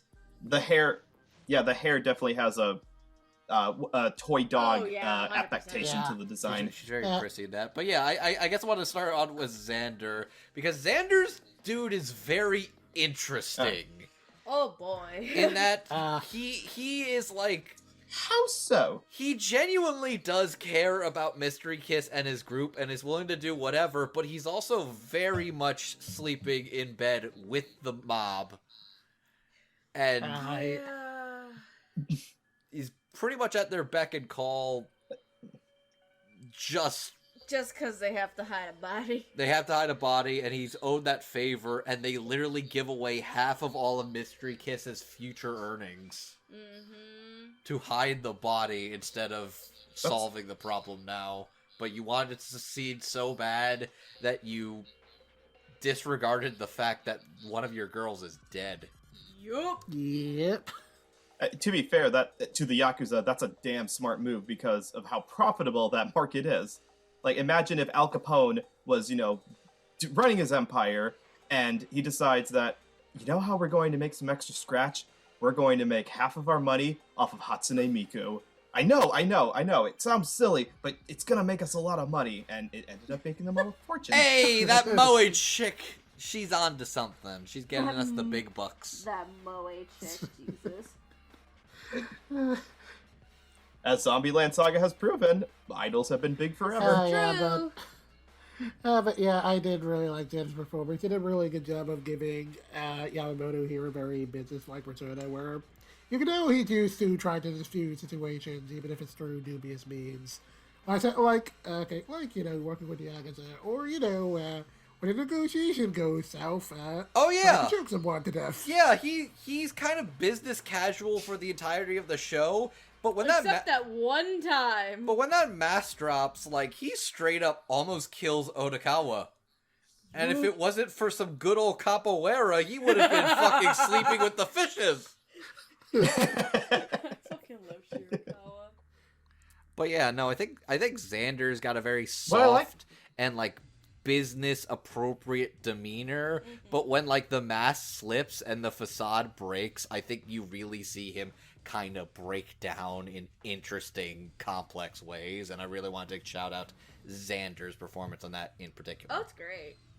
Yeah, it's great. And what's great about Xander's normal performance is that it's you're right, it's professional, it's put together to the point that it sounds almost natural. Like, you could listen to the performance for most of the show and think, I don't think he's acting. I think that's just how Xander sounds normally. Which, if you've been following his career for a while, you know that that's not just like his natural speaking voice, but he delivers it in such a convincing, put together way that it sounds like he's just talking into a microphone. It doesn't sound like he's acting. It's like that's just the character speaking naturally, and I appreciate that because that's hard to do. I think the interesting thing about Xander's Yamamoto is that it, ironically enough, sounds way more rehearsed than even his idol compatriots. Yes, it does. Like, he had to really hone this manager professional persona over a long time because his actual real self is kind of a dirtbag. I believe it. Well, I mean, to be fair, are there any managers who aren't dirtbags? Oh, in the music industry? Point made. That's true. It's not like he's in good company.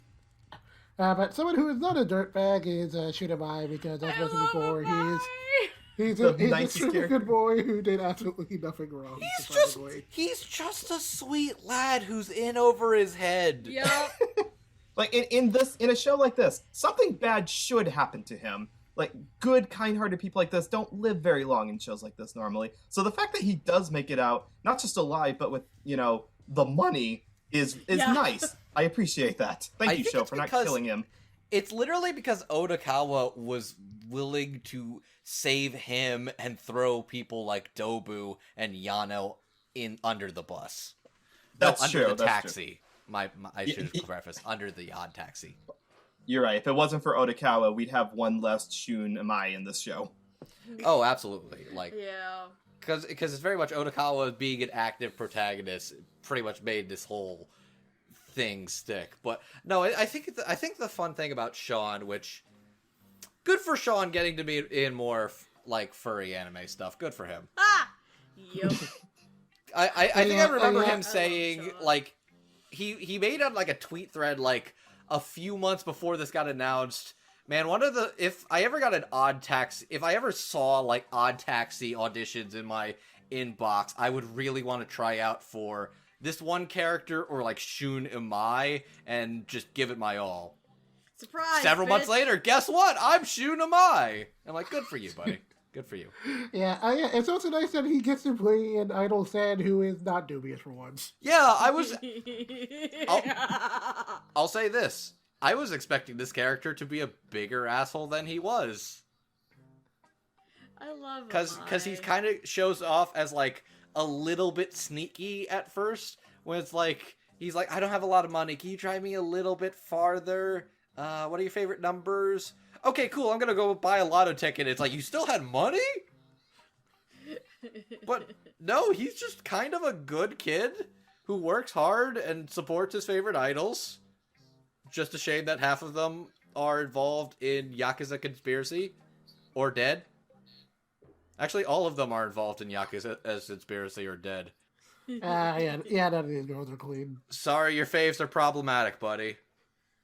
I love Amai. Amai is precious. Yeah, I think Sean's definitely very charming and a lot of fun as Shun, and I think he was a nice fun. Like I said, in a show like this where everybody's got a lot going on, I feel like having those people that are genuinely decent is nice and refreshing in a show like this. Mm-hmm. I love Amai. It's it also- makes me very happy that Sean voices Amai after what was ended up being one of my favorite fucking Matsuno brothers, Mr. Otsumatsu. Oh yeah, he was the shitty otaku idol stan in that. Yeah, in this one he's the okay He's the good sweet otaku boy. idol stan. He's the good boy. He's still an he's still an otaku, but at least what I appreciate about in this show is also that he's a fanatic for the team, but he's also looking out for other people too. Like when he gets the $1 million, he treats Odokawa out to a nice night out with 4 women, if you know what I mean. So that's a refreshing thing as well. And then Like you know that if Kawasawa got that money, you know he would take the money and run. oh yeah.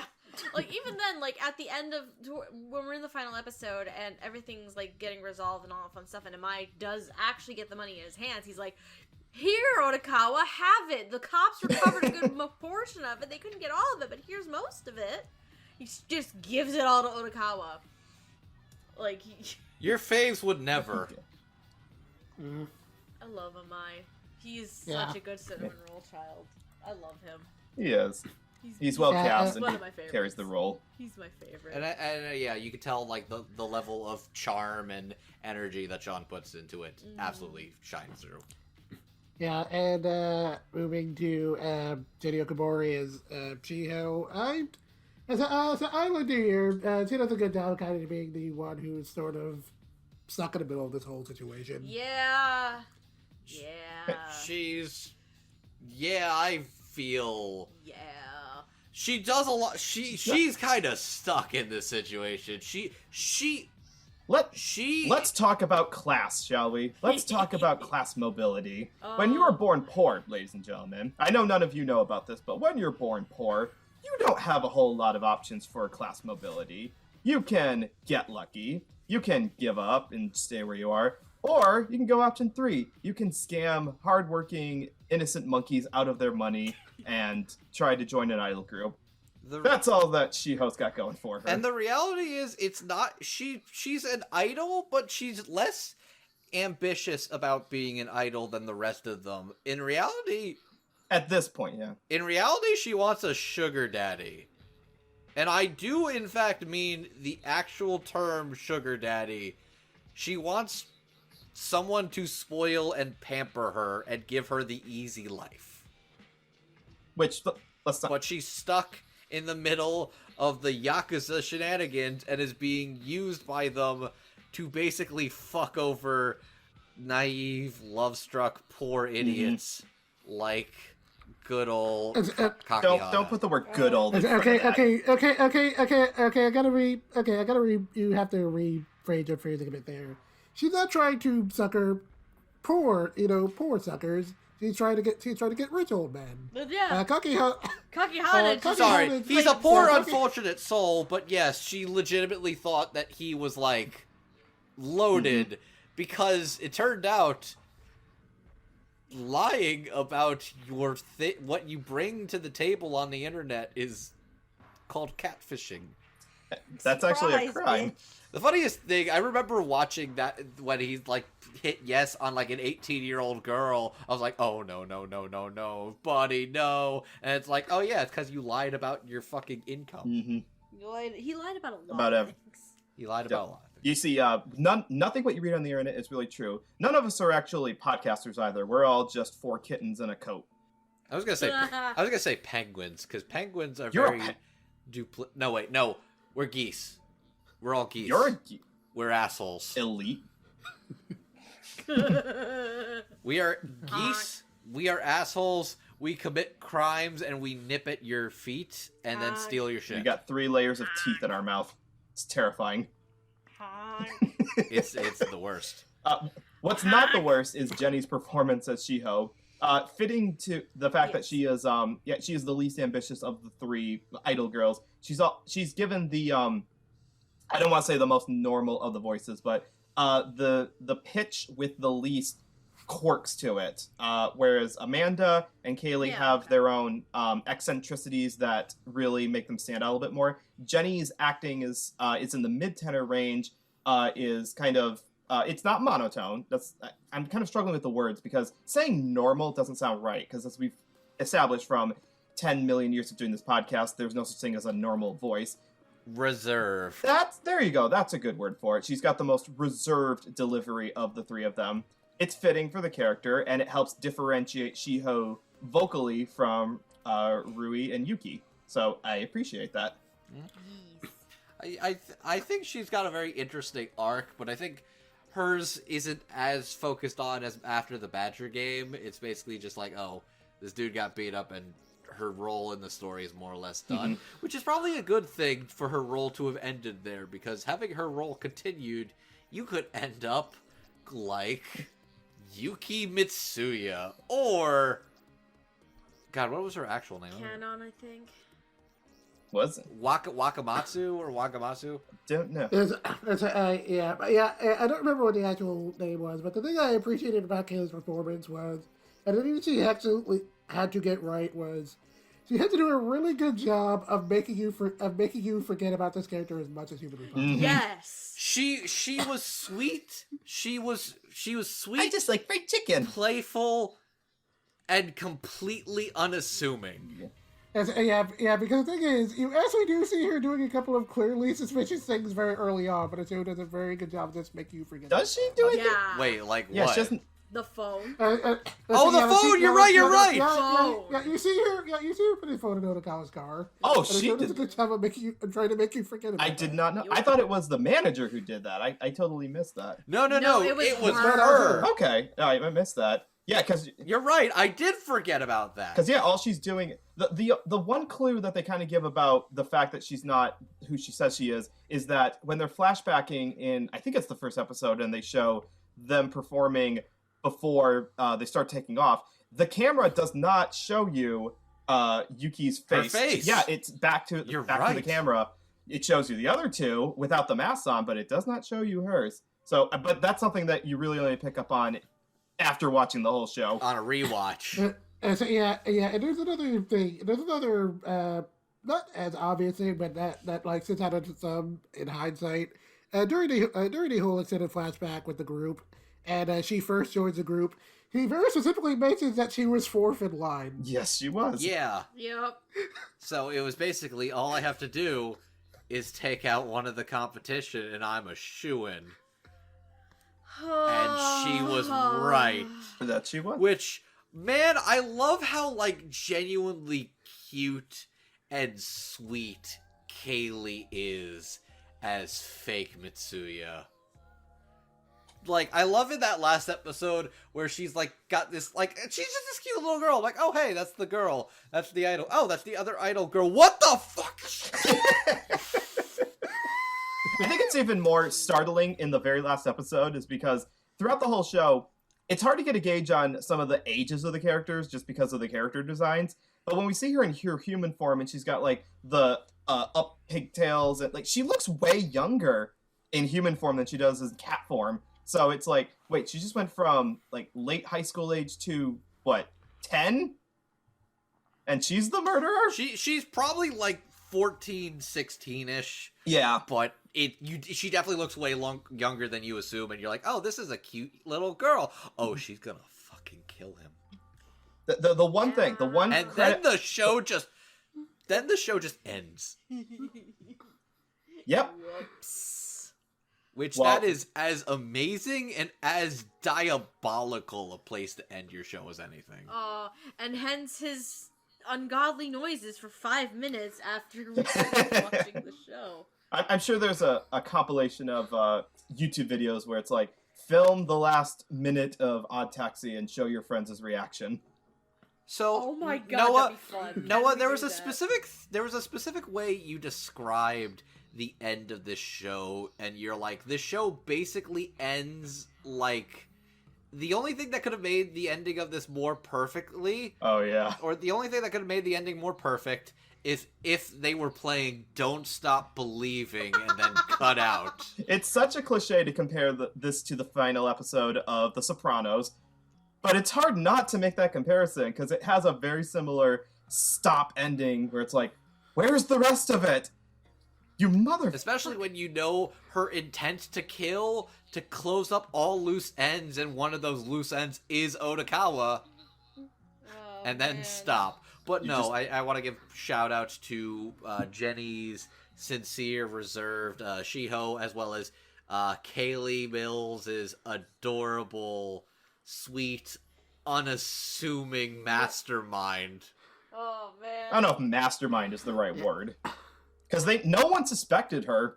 It's not like she was pulling the No strings one of the suspects the Yakuza. Spanish Inquisition. No one suspects number 4. But it's true that her performance is so unassuming because she's so peppy and upbeat, and she's right, fried chicken is delicious. I just made fried chicken this week. It's delicious. So yeah, Kaylee's performance here, it just makes the reveal in that last minute of the final episode all the more startling. Oh yeah, it gives huge meaning to the whole what the fuckery that just happened. Kaylee Mills was Tim Yeah. Curry all along. Man, speaking of what the fuckery, Yeah, and then you have Amenoli as Rui, who is a lot. Rui is girl. basically, I will achieve anything for my dream, Yup. period. Yup. To the point that she considered murder. She I contemplated. I didn't know she would have did it. She would have done it. They call If that. fake Mitsuya didn't already get to real Mitsuya, she might have actually done it. That's another thing that you only pick up on in rewatches. One of the idol girls, I forget if it's Shiho. I think it's Shiho, makes an off comment. Rui is so ambitious, she would kill for her career. Maybe she's already done it. Oh God, Oh that my wasn't the first episode, God. wasn't it? They Fuck were- me. Projecting that pretty early. I mean, she didn't do the murder, but she considered it. She was going to take the real Yuki out before someone beat her to it. Let's look. Who hasn't at least thought a murder or two in their time? Doesn't mean you're gonna. Just like, hey, I've contemplated it. Stephanie, are you okay? Stephanie, just send us a DM if you're in danger. We'll send someone your way. It's okay. You don't have to face this alone. Oh, Stephanie, don't worry. I'll never let anything happen to you. What he doesn't realize is ISIS typed help in the chat. People can't see the chat right now. All I wrote was just help.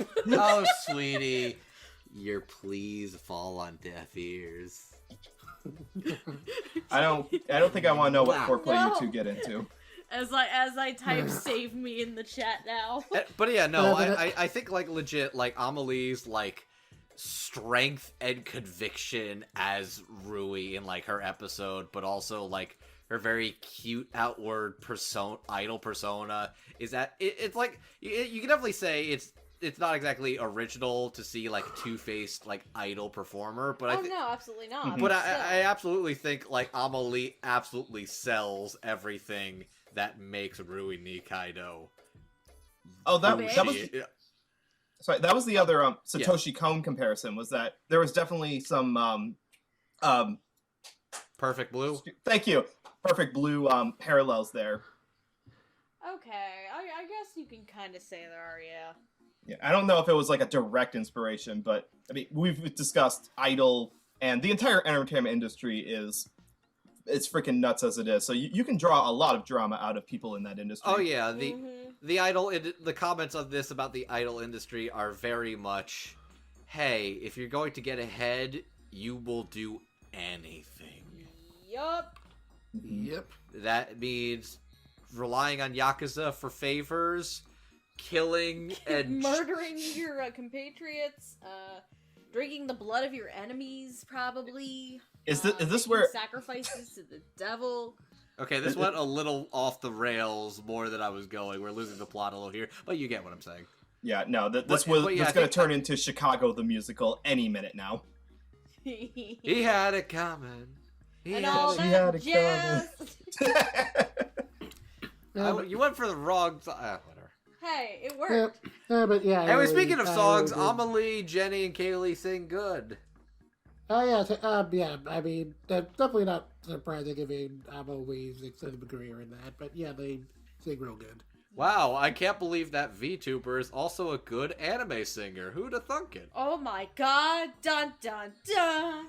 God, that's still one of the most ridiculous things I had ever seen. Is that people were like, "Wow, I didn't know the VTuber like made songs or acted in anime." And it's like she's been doing that way longer than she's been in Monarch. Now, okay, I'm like not going to hold that against some people because not everyone knows where someone gets their start. It's like how we don't get mad at people for saying this newbie voice actor when they've been doing it for a while. When they've been in the industry for a while, yeah, it's the same. I guess it is the same principle. That's fair, but it just seems silly to me. I mean, yeah, like literally, I listen to like Amelie covers all the time, and I was like, wait, she does voice acting too. Yeah, that was my impression when she started getting more known in voiceover. Yeah, that was literally me. Like, I listen to her songs, and then I like glance over. It's like, oh, okay, yeah, that's what voice acting credits are cool. Yeah, instead of this this a VTuber can sing, it was more like this the Lee person can voice act. Yeah, pretty much. Yeah, more or less. But no, I think Amelie absolutely kills it as Nikaido. They all do. She didn't kill it, but she will. Waka I waka did waka too. waka. Yeah. Fucking hell. But yeah. So yeah, Don't that listen was to the people. idol industry, ain't it a bitch? Yeah, but yeah, that was that industry. But now it's time to talk about the Yakuza. Something more lighthearted. Excellent. Yeah, so next up we have our antagonists and their boss, who is just kind of here by association. So we have Dobu, Yano, Toko Sakaguchi, and Kuroda. So Dobu is a local Yakuza thug who works on the Kuroda, and after being asked by his boss to help track down the missing Yuki Mitsuya and, making some threats, he coerces Udakawa into teaming up with him to help him pull off a bank robbery. Because of course. Yeah, Yano is another one of Kuroda's subordinates and has a long-standing rivalry with Dobu over who gets to make more money for their boss. And he also speaks entirely in rap, therefore making him the most entertaining character in this show. Yes, he is. Yeah. Which we discovered upon like wondering like why was this character written into here was that it was probably written specifically with the original Japanese seiyuu in mind. Because they do they the are- opening. Yeah, Who else does the they're opening? also a professional rapper. Yeah. I also find it funny with that knowledge in hindsight. The very first time you hear the verses drop is when they're showing Yano. Yeah. On his scooter in the opening, you're right. So continuing, Sekiguchi is Yano's bodyguard and enforcer. And lastly, Kuroda is the boss at the top of this whole organization. And is weirdly one of the few characters in this show who is actively not up to something. In reality, he actually helps run a non-profit organization to look after orphans who lost their family in traffic accidents. I.e. Like, Otokawa and the Diamond Brothers. He weirdly Otokawa means Diamond. well, despite the fact that his subordinates are actually the fucking worst. Yeah. Yeah. And, It really- so he gets involved. Yeah, it raises the age-old question. Is it better to do some bad for the good of all? And I guess in his case, we have to assume, sure, it's okay to be a bad guy. Yeah. And so specifically, he gets involved with this whole shebang because he's close friends with the real Yuki Mitsuya's father. And when she went missing, he tried to get Dobu to look into this whole thing. Yep. And that went very poorly.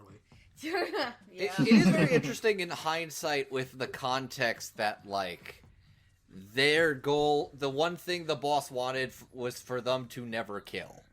Yep. Which- That was one such a- rule. That puts all of Dobu's actions throughout the show in much different context. I don't Every time he necessarily threatened to put kill all of someone. Dobu's actions in a different light. Okay, it puts okay, more Yano.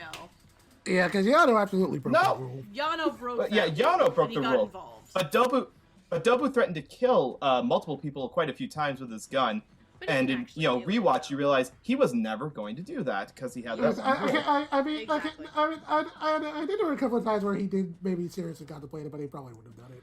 Yeah, Yano, I- I absolutely like. They never explicitly say if Yano has, but he has.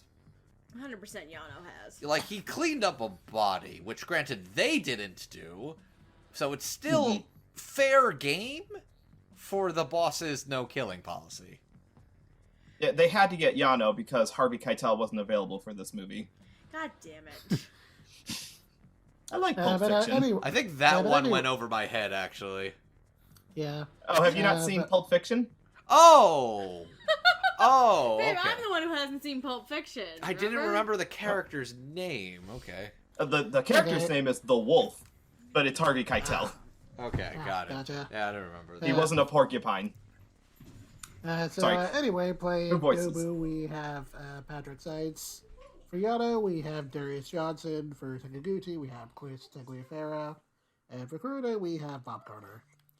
Patrick Seitz has played such characters as Endeavor in My Hero Academia, Luxus Dryer in Fairy Tail, and it was I, Dio, in the JoJo's Bizarre Adventure franchise. It has to be written like that. You can't just say Dio. You have to call him that by that. Of course. Pretty much. Darius Johnson is actually a pretty fresh face on the anime front. The only other credit I could find for him anime-wise was Alan in Kuroko's Basketball Last Game. He's also done some commercials for Nickelodeon and such. Good for him. Those were pretty much the credits I could find on his page. I couldn't. I'm sure Well, he's done some. I'm sure he's done like some other credits, but those were what was on his webpage. So that's all I got. Wasn't he the lead singer in a '90s band? What was it called? Hootie and the Blowfish. Maybe Noah, like I said, Noah, you're pulling a boomer right now. None of us are gonna get what your joke you're making. Okay, the lead singer of Hootie and the Blowfish is Darius Rucker. Yep. Yep. Look, if you had Noah here, maybe you could have gotten that, but that one, you got a little play with your crowd. I am Noah. I'm sorry. Did you? I meant Amon. What is? I was about to say. I think you were trying to say Amon there. Whatever. Did you? Did you Anyway. forget Anyway, to take your medication? So anyway, continuing, Chris Tagliaferra plays his characters as Akiyotaka Ijichi in Jujutsu Kaisen, Crimson Sword Guy, and Yago Hanakata in Mobile Suit Gundam Narrative. Lastly, Bob Carter plays his characters as Jack Smith in Line Barrels of Iron, Ober Justice in Space Patrol Luluko, And Bojack and Dragon Ball Z, Bojack Unbound. Oh my god, he is Bojack. Yeah, so I feel like we can start with Bob Carter since Corona isn't in the show too much, but he does have an interesting presence. He's got a very chill, like, this, it has the energy. He has the energy of authority, Yeah. but at the same time, it's very, like, a low-key subtle kind of. He knows he has power, but he doesn't come across as needing it, is what I would describe it, where it's like, he has power, he has influence, but the most you really see him do is just enjoy a steam bath and chill. Yeah, that's really it. And also has give the benefit of Kakihana a heart age on attack his because side. he doesn't realize he's wearing headphones, which was a pretty good gag. That was good. Yeah, that's pretty funny. It was, but it was also kind of stupid. Oh, it was fun. Kakihana's just a straight-up idiot. To be I real. just say, like, even if you're not committing crime, who talks about their casual what they're doing over the phone where anyone can hear them? I mean, I guess- Okay. To be fair, he was not committing crime. He was just very specifically, I think, asking Dobu to look into something for him. I guess. It's still like if I have a business call, I don't just sit back in the living room and be like, "Yes, talk to me about confidential information and proprietary." Yeah, that's because business you're not stuff an asshole. where anyone can hear me. I guarantee you there are business authoritative assholes that like to make their business known in public. Well, we don't deal with those people. So, but yeah, I like Bob Carter and all the scenes he was in with Corona, and I kind of liked his couple of conversations with Otokawa. I'm like, and like especially like the first one where they're just kind of like in the bath together, and I think like you can tell that like Corona definitely remembers who Otokawa is, but Otokawa doesn't remember who he is. Yeah, because he said that he'd only met him once, Yeah. so that would make sense. The other good thing about Bob Carter goes back to something else that I was saying about making characters sound different even if they have similar energies to them. So with Bob Carter, we start to get into the low voice characters. And we've got a couple of them that we're going to talk about coming up here. But Bob's lower voice is older sounding than the other low voices. So you've got a different dynamic, a different way to deliver low bass sounding voice without sounding similar to the other low sounding characters we're going to talk about, including one in this very section. So that helps him stand out in the couple of lines that we hear him say. Yeah, and I also kind of like the final scene he's in. The final scene he's in where Otokawa kind of, hands him the money and tells him to like use it for as much good as he can, and then Otokawa knows that this guy is kind of, probably done some shady stuff in his day, but he's just like really grateful to him for everything he's done. And I guess Bob does a good job of kind of, I guess, getting that acceptance across really well. Yeah. Like, I understand that the idea, the core idea in pop culture of the Yakuza is that they do shady stuff, but it's mostly for the better of society. It's to help people who can't get help anywhere else. So I guess in that sense, it's a positive representation? Question mark? It shows all sides of the Yakuza in a very complicated, interesting way.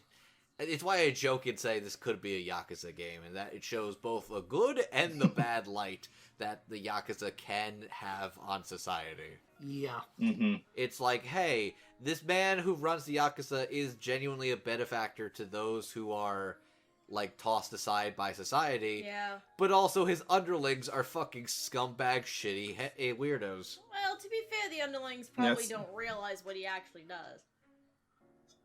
No, they're just interested in making that bread. In the case of Dobu and Yano, Speaking all of they them. care about is being the #1 favorite. They want... Yeah, It really is kind of a dick measuring contest when you Yes. think about it. Between those two, Yeah. absolutely. and it is. Yeah. Yeah. Yeah, and then moving on to Chris Tagliaferra as Sakaguchi, he does a good job, playing the very intimidating bodyguard. Chris Tagliaferra has a very... Intimidating polar bear. Chris Tagliaferra is one of those men who has an extremely distinct, really striking voice, and I love it yeah. every time it comes up. Oh, yeah. Like, even if he's not doing that much in the grand scheme of things, he's very intimidating and striking in this role in particular. And it's a ton of fun, and he's a good little, it's also just fun watching big man, very powerful, very commanding voice responding to tiny, small, little rapper Porcupine. Or Hedgehog. Is it Porcupine or Hedgehog? I think it's a porcupine. He specifically refers to himself as a porcupine. Got it, yeah, okay. Yeah. Little Porkyhead. Shithead. But yeah, I like Chris in this. I don't have much else to really add to that. Yeah. And it's like, oh yeah, he's a fun presence. He bounces off of Yano really well. Oh yeah, 100%. And then we do have Yano, who is... I was surprised by Yano. So, this is absolutely my first time listening to Darius Johnson as an actor Same. and a performer. Color me impressed and putting you immediately on my fucking radar. Holy shit. And the fact he had to like rap and rhyme the majority of his lines. Maybe 98 to 99%. Yeah, there's exactly, there's The definitely 0.5, the 5% is like him getting frazzled. Like it's there's exactly like one scene where he is not rapping. Yeah. Whoops. But I think that's a really interesting scene in and of itself, because it's just like he the entire show he's kind of in control and he knows it, and he wants to boast and brag in all of his rhymes. And then the second that Yano loses control of the situation, he can't keep the act up anymore. It's like, oh shit, oh fuck, I fucked up. Oh god, what the fuck are we gonna do? To which even like Sekiguchi's stopped like, rapping in that last episode. and then even in Sekiguchi's like, oh god, you dropped the rhymes. You busted the rhymes. it's like, sir, you're not rhyming anymore. And he's like, what the fuck, Dobu? But no, the fact that not only did he here's the thing, not only did he have to sell the freestyle verses, he had to make it intimidating. Yes. He had to make, not only that, he had to make that flow in anime dubbing. Yeah. Do you know how fucking hard that must have been to not only do that, but to make it flow? Yeah, Yano as a character in of itself I is a guarantee- difficult beast, both for the voice actor involved and for the writer. Because trying to, like, make most of this stuff match the lip flaps, that's a Herculean task. But to have the actor themselves also keep that flow and rhythm like you were just saying, oh, sweet lord. Like, that's impressive. It truly is. Yeah. And, like, Darius brought it. Spare a thought for not just the writers, not just the directors, not just the actor, but the audio engineer as well. Because I guarantee that they had multiple takes of him, and they had to line all of them up to make sure that they all, matched up with what's going on the screen. That is also really hard to do. Like, anything involving rhyming or any kind of, like, rhyme scheme Singing. or, like, freestyle rap kind of deal in a dubbing situation like this, holy shit. Like, bravo, kudos to all the people involved in that. But yeah, it sounded he's great. Really intimidating. He's really impressive, and okay. Darius is somebody who's going to be on my radar for sure. This had to be a very extremely hard performance tech-wise, but they pulled it off. Oh yeah, Mm-hmm. and especially for Darius's case, where it's a very, very, like, new to anime world. So it's. If only they would use his skill and dub some other anime with rapping, competitive rapping as a plot point to it. If only they actually were dubbing Hypnosis Mike. Hypnosis. Oh, Hypnosis Mike is where you're going with this. Hypnosis Mike is really great, and it's a shame they never dubbed it. Whoops. Anyways, yeah. But now they can. Well, maybe. No, probably not. So, yeah, and then we move on to the other low-voiced character who I was going to get to, Dobu. By Patrick This Sykes ass. himself. Remember when I said earlier your favorite is problematic? He's not an ass. Yeah. This guy's your favorite? I'm not gonna Does it- say he's my favorite, Really? but I think he's one of the most. He's your husbando? He is so compelling to watch, He is, actually. and he's Yeah. such a Oh, fucking yes. garbage piece of shit. He is a garbage. Like, the biggest piece of shit. Oh, I would say he's the most. But- He doesn't murder anyone. Yeah, True. I mean, he doesn't murder anyone, but he is pretty terrible. He's pretty bad. He's pretty bad because he's not looking out for anyone but himself. So he doesn't have that, and he's not even aspiring to be anything more than just the biggest moneymaker Yeah. for his boss. So yeah, he's neither righteous nor ambitious. He's intriguing, but he's not. Like I said, that's what it is. Is that he's in the grand scheme of things, basically just a low class criminal. Mm-hmm. But he's Mhm. as compelling. Like you say, in his grand scope is not ambitious. His goal is just I want to please the boss. It's really not. The reality is his It's too- determination. By robbing a His bank. determination is staggering. Not only to please the boss, but to fuck over Yano. And he will do anything and use anybody to get his way. I just want to say I really appreciated that Patrick just had like the right amount of gruffness to his voice, where he sounded intimidating and menacing, but but more like a you don't want to cross this guy way than being like actively scary. Yeah. He accomplishes that by standing out from Bob's lower, older voice by having like a rasp and a rumble into his voice, which Patrick's used that voice before for other tough guy performances, but because he has to stand out from the other low voice characters and be not the smartest person in town, he adds that very rough voice to him, almost like he's whispering some of his words, especially in the scenes where he's conversing with Otakawa. He speaks all of his words like this. It's not an intimidating kind of voice. He's just kind of saying it into the microphone. But if you mess with me, I will mess you up, I will taxi fuck you. driver. And then, like, See, what else? another part with Patrick Dobu. We're not on Otakawa right now.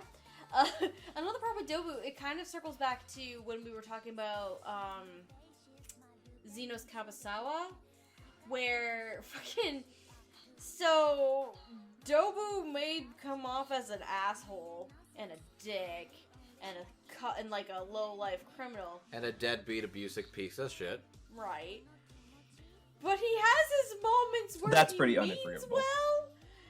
Like, the whole thing with Kabasawa at the fucking pier, wharf shit. Like, this dude has basically just been kind of flaming him Now, online see- and turning him into a Yeah. pariah. He And his could've- first he thought could've, like, is, killed his ass. man, you're kind of fucking pathetic. Yeah. Like, And then he's like sitting there giving him Like, a you lecture, have to feel like- basically. He's basically telling him what I'm assuming Kuroda was, instilling into him as well. Because he Yeah. flat out says, you need to find yourself a mentor. You need to find someone who you can Absolutely. confide in and who will lead you on the path of righteousness. Who lead you on the path of You can righteousness. tell that Dobu has a lot of respect for his boss. 100%. so what you're saying is Kabasawa easily could have become swayed by the Yakuza. Oh, absolutely. Yeah, Kabasawa would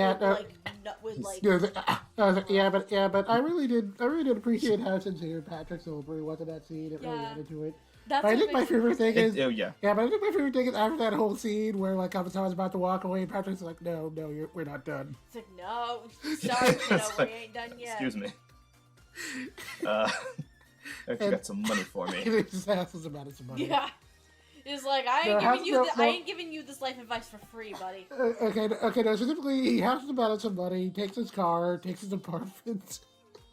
It doesn't. I mean, I like that. It's not under like duress. It's like give me your wallet. It's basically you can voluntarily give me what you think you should give me. And instead of Kabasawa just saying like, here, I'll give you, I got $5,000. Here's $5,000. It's like, okay, take my apartment, take my car, take my women, take my watch, take everything. I don't want any of it. It's like, all right, I'll let you live. I got a very expensive Speedo on right now. It's yours, my friend.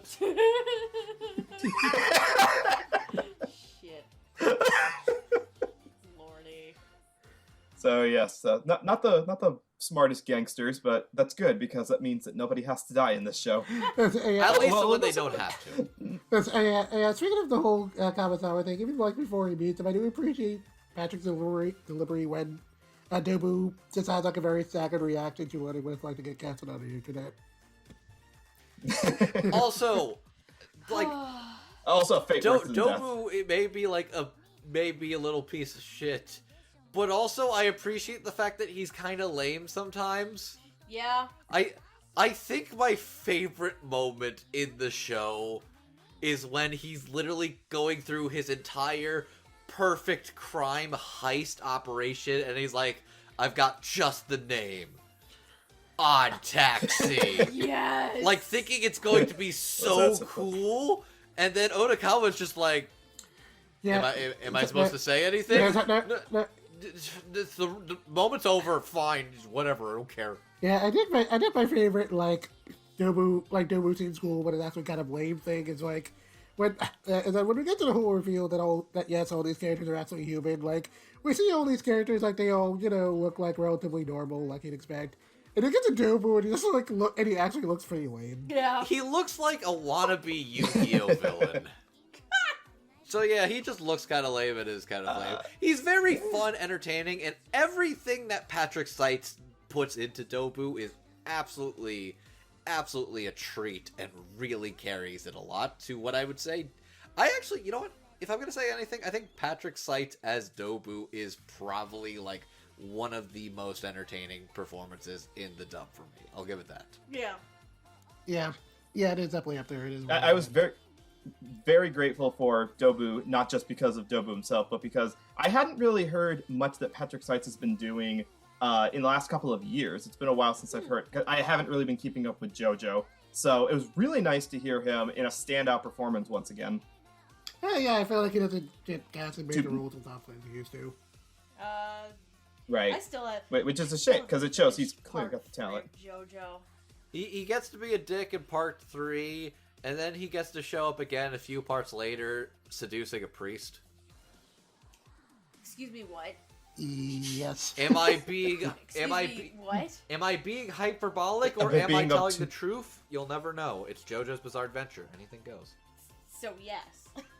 We don't have time for that whole other podcast. We need to move on from the gangsters to some genuinely good people. Or are they? Time for the goodest people that did nothing wrong ever. Except a couple of them did.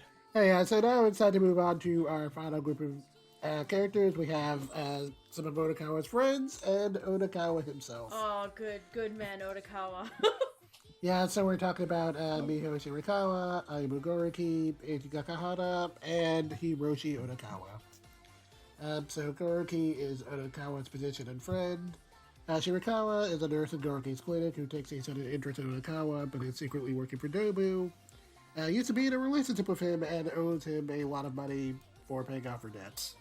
The only student loan is bullshit. Cancel student loans. The only reason why Onikawa decides to go along with Dobu's shit is mostly to help her. Yeah. Yes. Kakehara is a middle-aged bachelor who's desperate to get married, so he tries hooking up with Chiho and gets catfished extremely hard. He did it to Because of what himself.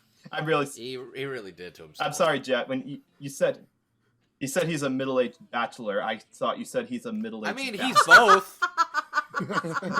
He is. I was like, wow, Jet's being really straightforward. Yeah, Straight shooter there. And then Onikawa is a grumpy middle-aged taxi driver who lives alone after his parents went missing when he was a child.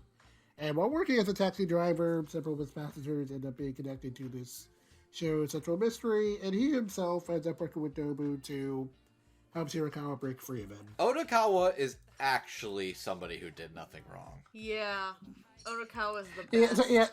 Which is impressive considering the show does a surprisingly convincing job of trying to convince you the entire time that, oh, this guy might actually have secretly murdered someone. Either murdered somebody or that he kidnapped the crazy. missing Narima girl. Yeah. But he was just chilling with a cat. Yup. There's a lot with Odokawa to cover. Holy hell. Wait! What? Hold the fucking phone. Oh no. Eureka moment. Oh no, what now? Odokawa crossed paths with a black cat. Yeah. Guess what fake Mitsuya was? You think A that was... black cat. Oh. Okay. Yep. Yeah, I get it.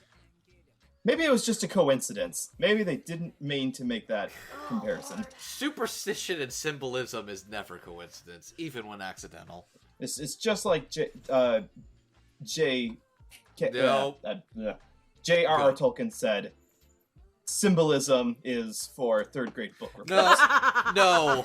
You're thinking of Garth Marenghi's Dark Place, where it's like, I know writers who use symbolism, and they're cowards. Cowards. Also true. Anyway, so playing Goriki, we had David Mills. Playing Shirakawa is Lauren Landa. Playing Kakehata is Lucian Dodge. And playing Odokawa is Mike McFarland. David Mills has played his characters as Kai and Beastars, Alone in Sensei and the Lost Canvas, and Hero and Drifting Dragons. Lauren Landa has played his characters as Eddie Leonhardt in Attack on Titan, Nora in Origami, and Tsukasa in Tonegawa. Lucy Dodge has played his characters as Mahito in Jujutsu Kaisen, Zoe Sight in Abysmia and Demon Sailor Moon, and Lord Elmolord II, aka Weaver Velvet, in Lord Elmolord II's Case Files, Replin's Grace Note. And then, as for Mike McFarland, while he is again better known for his directing credits, he's been voice acting in anime for over 20 years. Having lent his voice to such characters as Master Roshi in Dragon Ball, Ritsu Soma in Fruits Basket, Bucket and Cloud in One Piece, Goemon Ishikawa in the Funimation dubs of Lupin III, Gene Kirsten in Attack on Titan, Gordon the Reaper in Black Clover, Kotaro Amon in Tokyo Ghoul, among many, many others. And the reason I mentioned more roles than usual this time around is because, despite being such an industry veteran, this is somehow his very first anime lead role, which is really shocking to think He about. openly confessed to that on Twitter, I think it was. Hard I to literally believe. looked up to... it was something that was said. I looked it up. My immediate thought was, bullshit. Went to, like, A&N, Anime Planet, and Yep. even fucking behind the voice actors. And then it's like, fuck, you're right! That's insane. That's insane. It took this long for Mike to have a lead role, because he's a phenomenal actor. Like, Odokawa is perfect for him. So let's see, where do I start with this? Where do we begin? I think let's start with Goriki. I would agree, start with Goriki. Yeah. I'll definitely say, I think it's an interesting to hear Goriki played by Damon's much gruffer... He's over there next to the desk. Okay, sorry. I thought the cat was going under the couch again. I was gonna be pissed. It was very interesting to hear like Damon's much more like gruffer tone of voice, which I think actually worked a lot more for Goriki because he is basically an older gentleman, much like Odokawa in age. And the presence that we have throughout the majority of the show is Goriki is a gorilla. He big gorilla. He's a big. What He's do a I look like to seemingly you? big, towering man Yes. who is less about showing strength and more showing about like kindness and sincerity to his friends and the people around him. Weirdly enough, if I was to compare And showing this mercy. particular vocal registry to anything, I'd say it reminded me a lot of the character of Professor Ballum in Iruma-kun Season 2. Yeah, I think it's like okay. almost the exact same vocal It's registry. pretty close. I think Goriki might be a little bit lower. I think Goriki is like a middle ground between Professor Ballum and then Yakov. Not Yakov. Fucking Yuri on Ice. The Yuri on Ice guy. Yeah. I know who you're talking about. But yeah, I think definitely the performance is very strong, and they do a great job making him sound very like tough. Like, almost tough and gruff and mean guy, but actually somebody who's really sincere, empathetic, and caring of his friends and the people around him. Like, even, like, when Shirakawa is basically stealing from him. He doesn't hold it against her and is actually like willing to help her out. Yeah. Like he closed his clinic because he doesn't want her to get in trouble because he immediately suspects her. And the reason why he seems to have that persona seems to have been from Otokawa, because he recalls their conversation when they first met. Otokawa called him out as being a bit thinks more of himself than others because of his doctorhood. And that seems to have changed a little bit of him. He's like, you know what? You're right. I do think that I have this air of I'm better than everybody else, and that's not good. That's not me. Mm-hmm. So I'm going to make strides to be better in the future. Yeah. And instead of like holding like a grudge or thinking like, who's this fucking no-rate taxi driver? He's like, oh shit, I am a bit pompous. Mm-hmm. Yeah. I should do something about that, which honestly I do respect the hell out of like him doing that. And he goes through this whole saga to try and learn what the hell's wrong with his friend Otokawa. Yep. Because he's a strange one. He's a strange case. He's never seen anything quite like it, but he cares about the guy a lot and really wants to help him out. And I think it very much comes across completely in the English performance. Yeah. The one thing I disagree with for what you said, Andrew, is that you use the word gruff to describe Damon's performance. I actually don't know if I'd use that term, and I was specifically listening for that. Gruff I would use to describe Dobu, definitely, but I think Damon gave Goroki an intentional, not like a very, I don't know if suave is the right word for it, but keep the low tone, keep the low pitch, but Cool? give it a sense of solitude. No, not cool. I would say more of like I would say, professional. is it- yeah, I would probably is it, use. yeah, I would say dignified. Yeah, Dignified, I and like that professional. word. There we go. Dignified. I like that word better. Yeah, you're right, Jet. Yeah, that's the word for it. It's what differentiates him from mob boss leader Bob Carter. It differentiates from low-level thug Patrick Seitz, but while still having that low pitch that you need for this character. Again, good job on the director and the staff and everyone else to have characters with similar tones sound distinct from one another. I would say Goroki is the guy you go for wine tasting and talk about some old stories and fun anecdotes. Yeah, probably. But Kakihana is the guy you want to get shit-faced, piss-faced drunk with and say the dumbest, stupidest, crudest shit in the world. Fucking Kakihana's a dumb. I'm not sure I agree with that. Being but I never Kakihana wanted to is get that suffering. drunk, so... Kakihana wants to do a keg stand despite the fact that his back isn't as good as it used to be. I used to be big in high school. I used to play baseball. I said this in the Twitter chat, but I basically described Kakihana as secondhand cringe the character. Secondhand what? Secondhand cringe the character. Oh man, that's on the money. Oh man.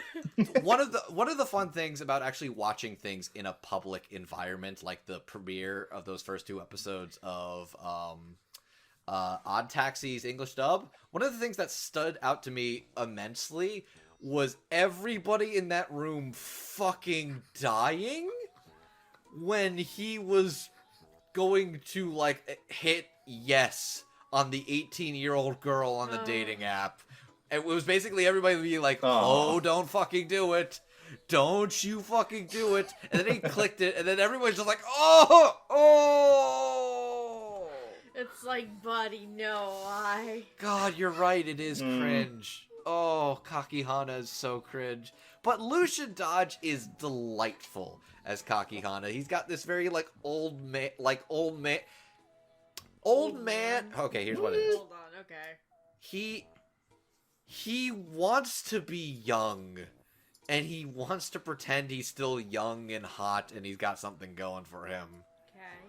But he so doesn't. Yeah. I don't know if I'd agree with that. Like, he doesn't come off to me personally as, he's not Matthew McConaughey in Dazed and Confused. You know, it's not that same kind of, I haven't accepted my age. I feel it's more like he's gotten older and he realizes there are less avenues for him to achieve things like happiness with a girl. So he's taking the few avenues still available, one of which being lying, and doesn't accept that maybe you're just not going to get an 18-year-old girl in your lifetime. Yeah. But the thing that Lucian brings to the character is something that none of the other characters really have. Is he stutters a lot of his lines. There's a lot of uncharacteristic sounds like that kind of speech delivery to convey the indecisiveness, the lying all the time attitude of Kakihana. And it's kind of hard. That's hard to do convincingly. Like here in podcast form, we can do that convincingly because we're making this up as we go along. But in doing it for a scripted show, for a character these lines were written down for the character, making that convincing is a really impressive feat. So I was really impressed that Lucian was able to do that so convincingly. Yeah. Lucian's great. I love Lucian. Kakihana's a fucking dumbass and a loser. Also kind of heartbreaking to see him get fucking tortured. Yeah. That's the thing that's what makes him less, you don't dislike him. And especially when you see that, oh, poor guy. Yeah. Especially the phone call to his mom. Oh my God. That was sad. Man, I think that was the moment it hit me, like, oh, Yano's a monster. Yup. I was like, oh, hey, we're gonna kill you. I'm gonna let you call your mom. Here, call your mother. Tell her how much you love her. Which, I feel like you would assume that's an act of mercy. It's like, no, that's sadism. That is. As soon as I saw that scene, I went to my phone. Yeah, I think specifically it was less kill, but more like, I guess, figure out some way to make use of him. But, I don't know.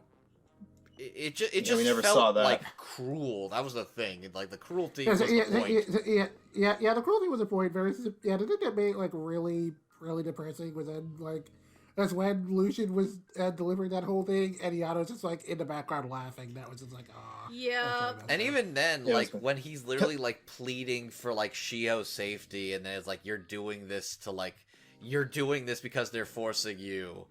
And he's just like pleading and like in denial with himself and like freaking out. It's some heartbreaking stuff, and like Lucian absolutely has sold that completely. Oh yeah.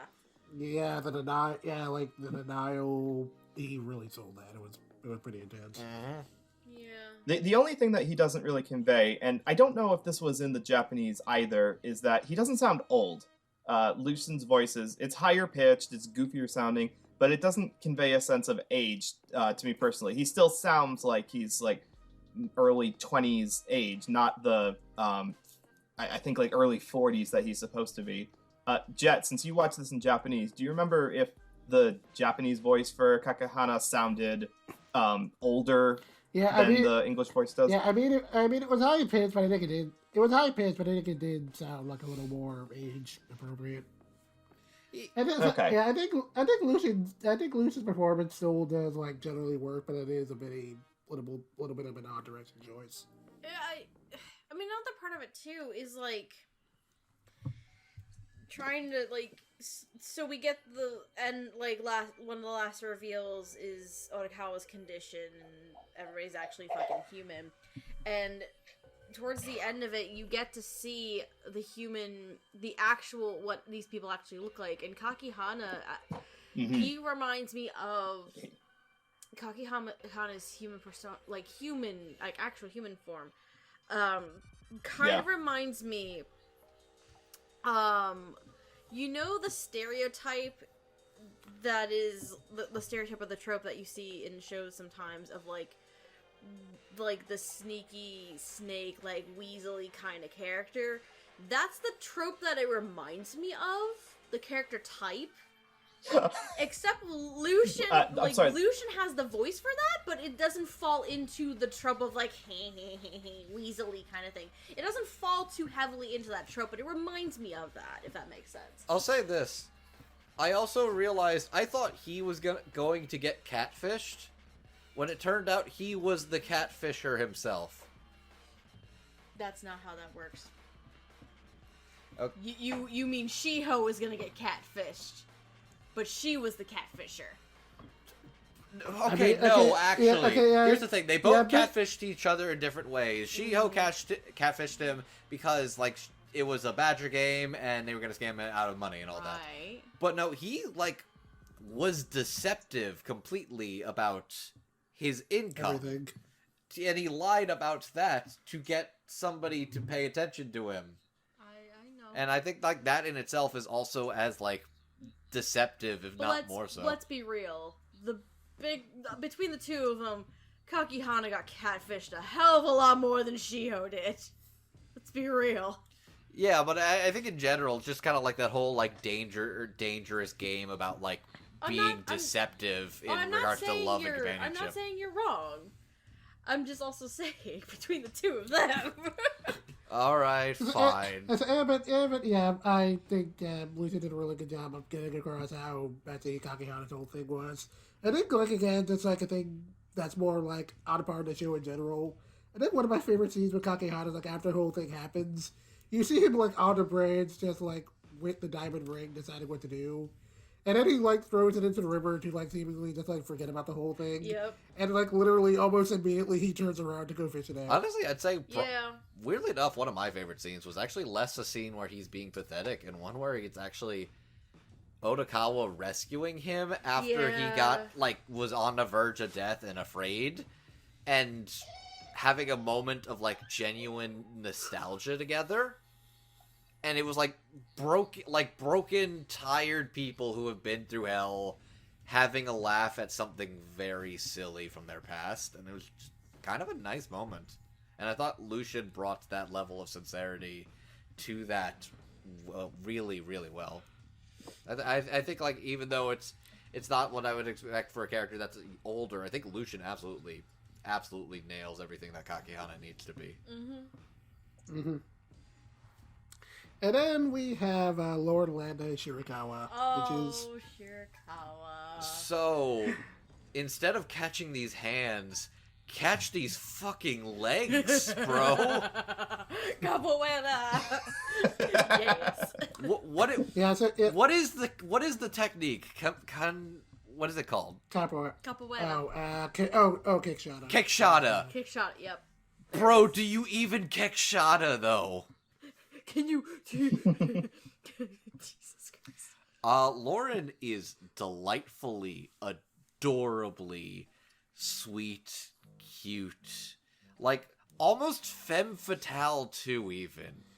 Yeah, I would say, like, very early on, she is definitely going for the femme fatale thing. Yeah, early on, absolutely. It kind of drops over time. It drops once, like, the facade is revealed, and then it's like, no, she's actually, like, scared but truly does care for this man that, like, was willing to give her an ear to listen. And you can tell the feeling is returned in full, because he basically turns himself into an action movie hero to try and save her and clear her debt. Mm-hmm. But yeah, I think Lauren does a great job sounding very, like, sweet and reserved, but also when she comes across more a little...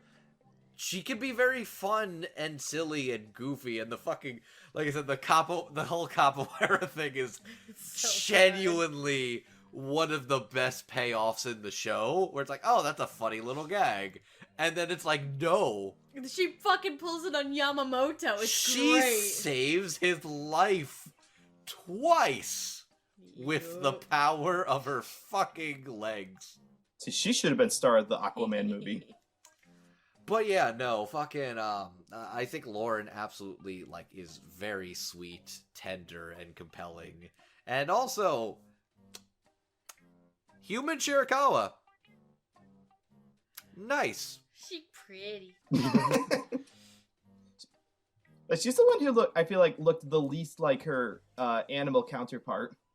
I fully expected the reveal to show that she was always wearing, like, almost like a burqa or something to, you know, give the feeling of an alpaca's fur covering that entire part of her head. But it's not. It's just her hair kind of has that look, but it's not long enough to cover the whole top of her body. Gotcha.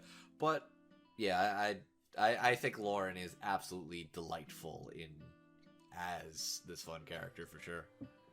Very cute. She's very cute. Yeah, I definitely liked her and a lot of her interactions with Michael McFarlane and Odokawa. I think that, like, more than, like, every other character, I think Shirakawa does the best job of kind of bouncing off his very blunt personality. Yeah. Because she's somebody who kind of, like, challenges that in very good ways, both challenging, like, his, loner personality and is like, you care a lot, you fucking dork. But also kind of actually teases him and lets his guard down a little in ways that, like, he doesn't really ever do. Yeah. Like, they are very... I genuinely do like their relationship and dynamic. It's like, you know what? Good on the two of you. Yeah, I hope that works out for the two of them. You know, Yeah, if so he doesn't get fucking offed by, like, a teenage idol. If she doesn't pen him to death. Oh yeah, she did have a pen in her hand. Oh god, yeah, that... I'm assuming that's going to be her murder weapon of choice. Yeah, I think the pen was actually... I think the pen is, like, specifically the thing she left in the car the first time. Oh. But yeah, no, fucking goddamn this anime. Anyways, yeah, no, I think Lauren as Shirakawa is absolutely precious, adorable, and I would say needs to be protected at all costs. No, she can protect herself better than most. She's good. She doesn't need it. She's got the capoeira for days. She don't need no man. She's Miss Independent Woman. She don't need no man. She has never skipped a leg day in her life. Nope. One thing I will say just again in regards to like a general thing with the show's writing, I do appreciate that even though the show does like bring up that she definitely has like a clear codependency problem, that it doesn't go out of its way to like demonize her for it. Yeah, it's just, like, it doesn't turn it into like a big hindrance for her. It doesn't like demonize her for trying to do that. It doesn't make it her character. She had a rough life, and like that was a way to survive and manage. But she has also grown past that, and I think like they're trying to be like she shouldn't be defined by the mistakes of her past. Yep. Which I think, you know, yeah, it's like that's a lesson that all of them. I think that's interesting. Yeah, it's a lesson that all of them could really learn from, because the characters who come out better on the other end at the end of the show are those who do accept the responsibility of their past, but move on from it. Sometimes with the help of others, sometimes just by not wanting to go any further down. I don't think anyone like helped Tanaka out exactly. He just kind of like, well, I could have jumped off this bridge, but I didn't. And he's like, you know what? I'm just going to delete the zoo game, and I'm going to start to get my life back together. Actually, Nikaido, too, for that matter, it's like, she was told to keep this secret covered up, and then the reason, like, she got in trouble is because she confessed to being part of covering this murder. Yeah, it's heavily implied that she confessed to covering up Mitsuyo's death. Like, even if it ruined her reputation, it's like... she did. She was very specifically blamed for the murder, so it's not sure exactly what she confessed. But either way, it's interesting because it's like basically those who accept it and those who deny it wind up differently on the other side. And yeah, I really liked Lauren. And then there's Hiroshi Odokawa. I love Odokawa so much. Oh boy. It's very impressive. This is a guy who... to basically make the star of your mystery drama crime thriller series what is basically a 40-something middle-aged balding kind of portly fellow who's just a taxi driver. Yep. I love it. And then make him genuinely an interesting, compelling character that plays off of so many different people around him. Yeah. And is also dealing with his own genuine trauma, post-traumatic stress, and his own condition of how he sees the world. Like, he is genuinely a traumatized person. Like, he is... It's one of the more interesting ways to see people cope with what they've been going through. It almost reminds me of another anime where someone went through trauma and coped with it through slightly delusional activity. Andrew, would you be interested in joining the School Live Club with me? Okay, I gotta say, I was not expecting a fucking School Live callback tonight on the fucking Odd Taxi episode, but I'm here for it. Yes, School Live's so good. School Live is not where I was expecting you to go with that. I was expecting you to go, like, Paranoia. I also thought you were going Paranoia Agents, too. I mean, also true. It could go in a couple different ways, but... But no, I think Odokawa is a really interesting character for a show like this. He's very snarky, reserved, blunt, and honest. Like, he doesn't make judgments, but he's also, like, going to speak what's on his mind, and he's not really afraid to do that. Yeah, he's definitely not a people person. Yes, that's a big thing, because... Well, here's the thing. At the end of the show, when you're learning about Odokawa's condition, right? And Goriki gets the journal from the doctor in the hospital after the accident happens, right? And we are treated to this flashback through Baby Odokawa, where Which, I'm sorry, by the way, do we know who voiced that? Brian T. Anderson. Yeah, Brian T. Anderson. Gotcha. And proceed. yeah, so through the flashback, the big thing we learn from little Odokawa is that he doesn't know how to handle people because he'd been bullied, he'd been teased as a kid, not just by the other kids in school, but by teachers too. So, and then his home life isn't so great, so he doesn't know how to, like, talk to or interact with people because of all of this, like, trauma he's dealt with.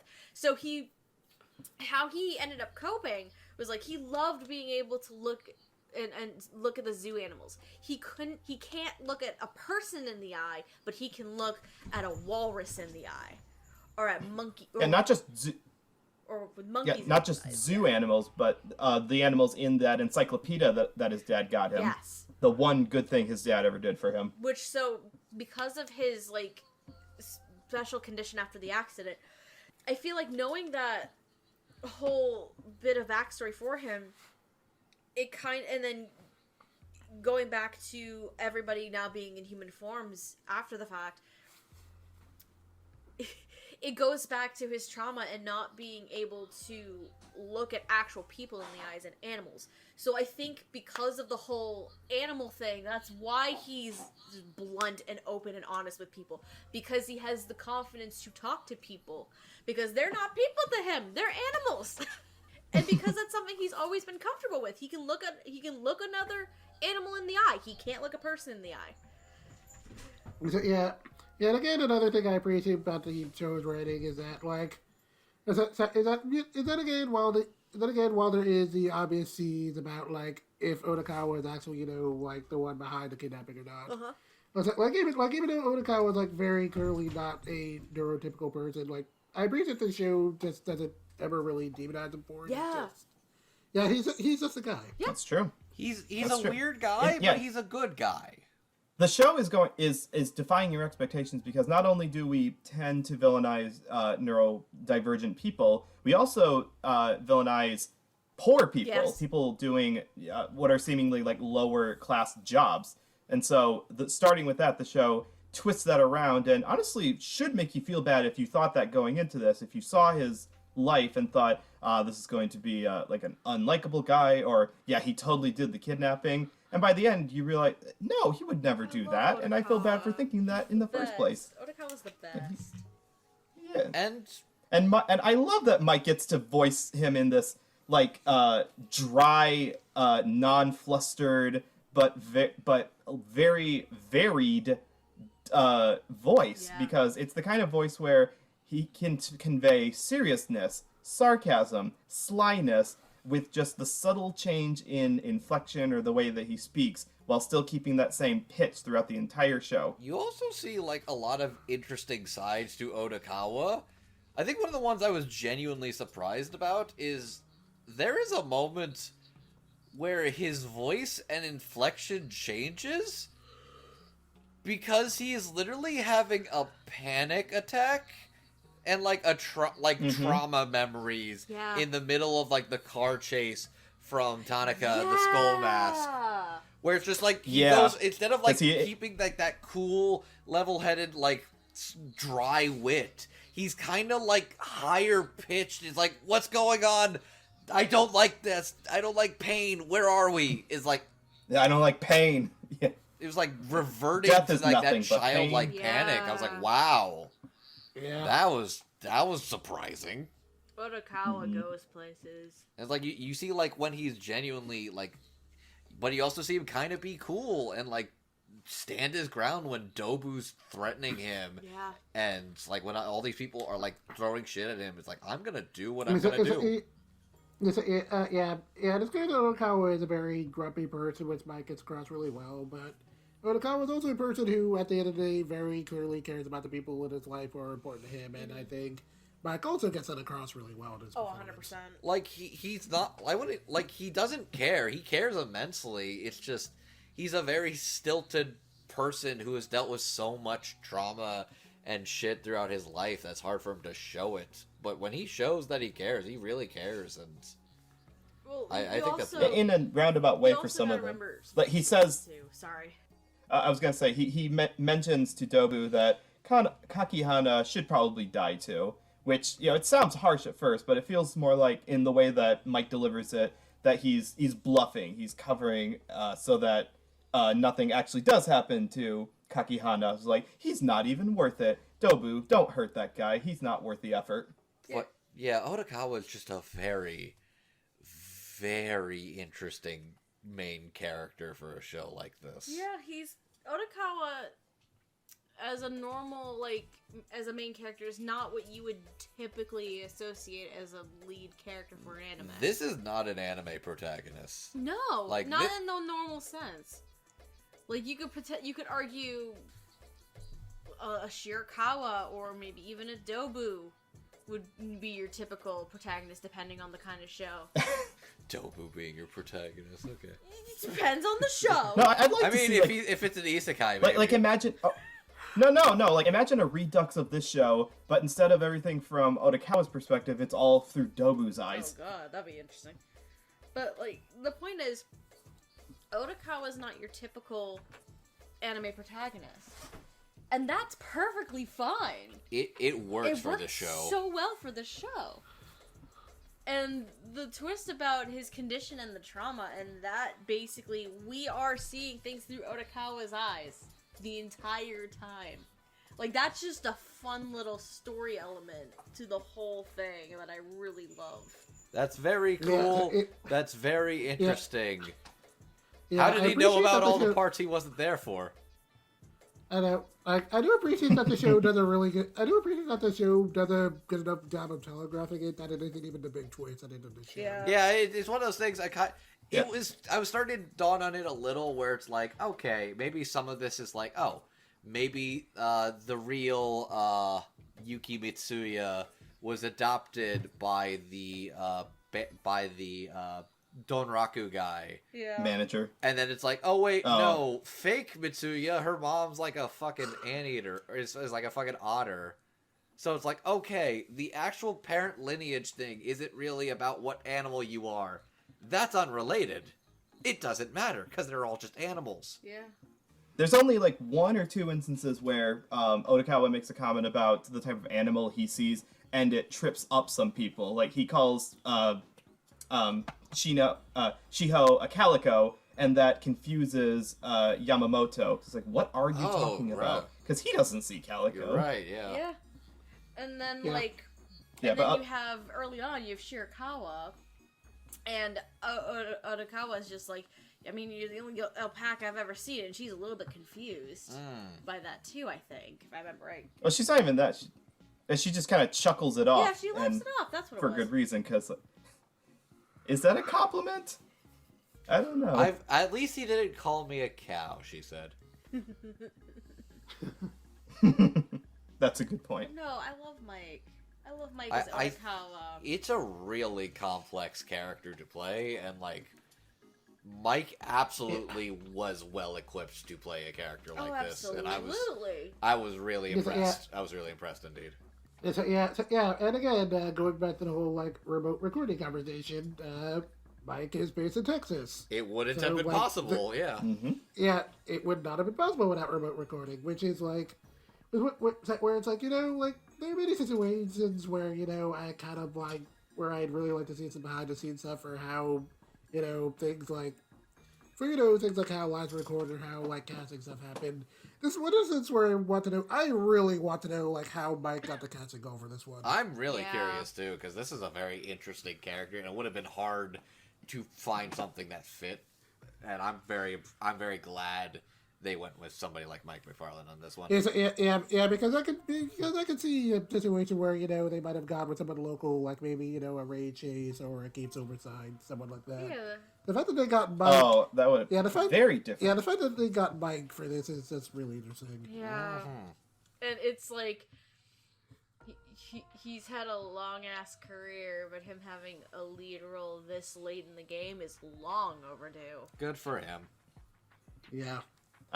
You guys were talking a little bit before we started recording about who the Japanese voice for Odokawa was. Who is it again? Natsuki Hayane. And who is that? Oh, good God. Who is he not? Kaneki Ken in Tokyo Ghoul. He's fucking, What else? Tanjiro. I literally forgot the name Tanjiro. Fuck me. Let me see. He's Falco in Attack on Titan. He's Apare in Apare Ranman. He's the... Okay. Where we got... Yeah.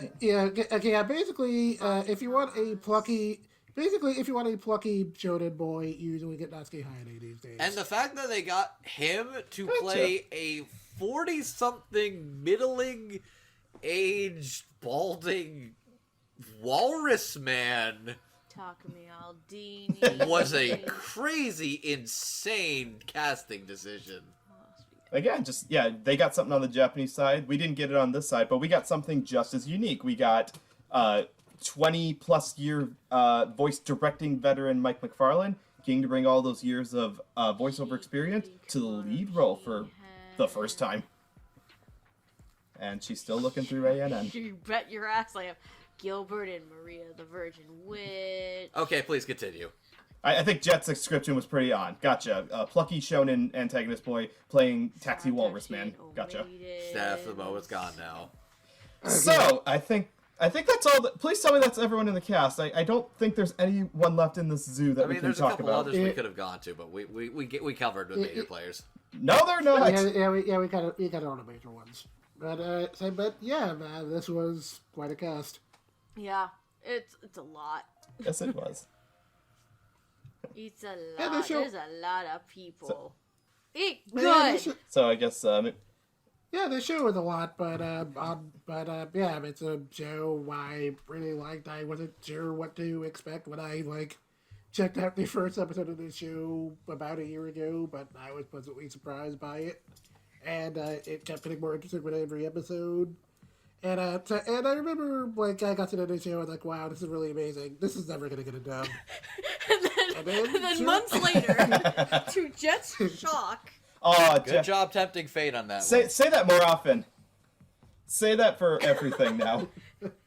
Jet has tempted fate. Look, and he actually succeeded in a good thing this one. Look, I'm looking forward to... Humanity has declined. This will never get a dub. Look, I'm still waiting for a place further than the universe and laid back camp. I believe. Yeah. Damn it. Anyways. Clap. Bring that Tinkerbell to life. Odd Taxi, huh? Hey, puppy. You good puppy. Good puppy. Odd Taxi is a good puppy indeed. You are so right, Noah. You have such a way with words.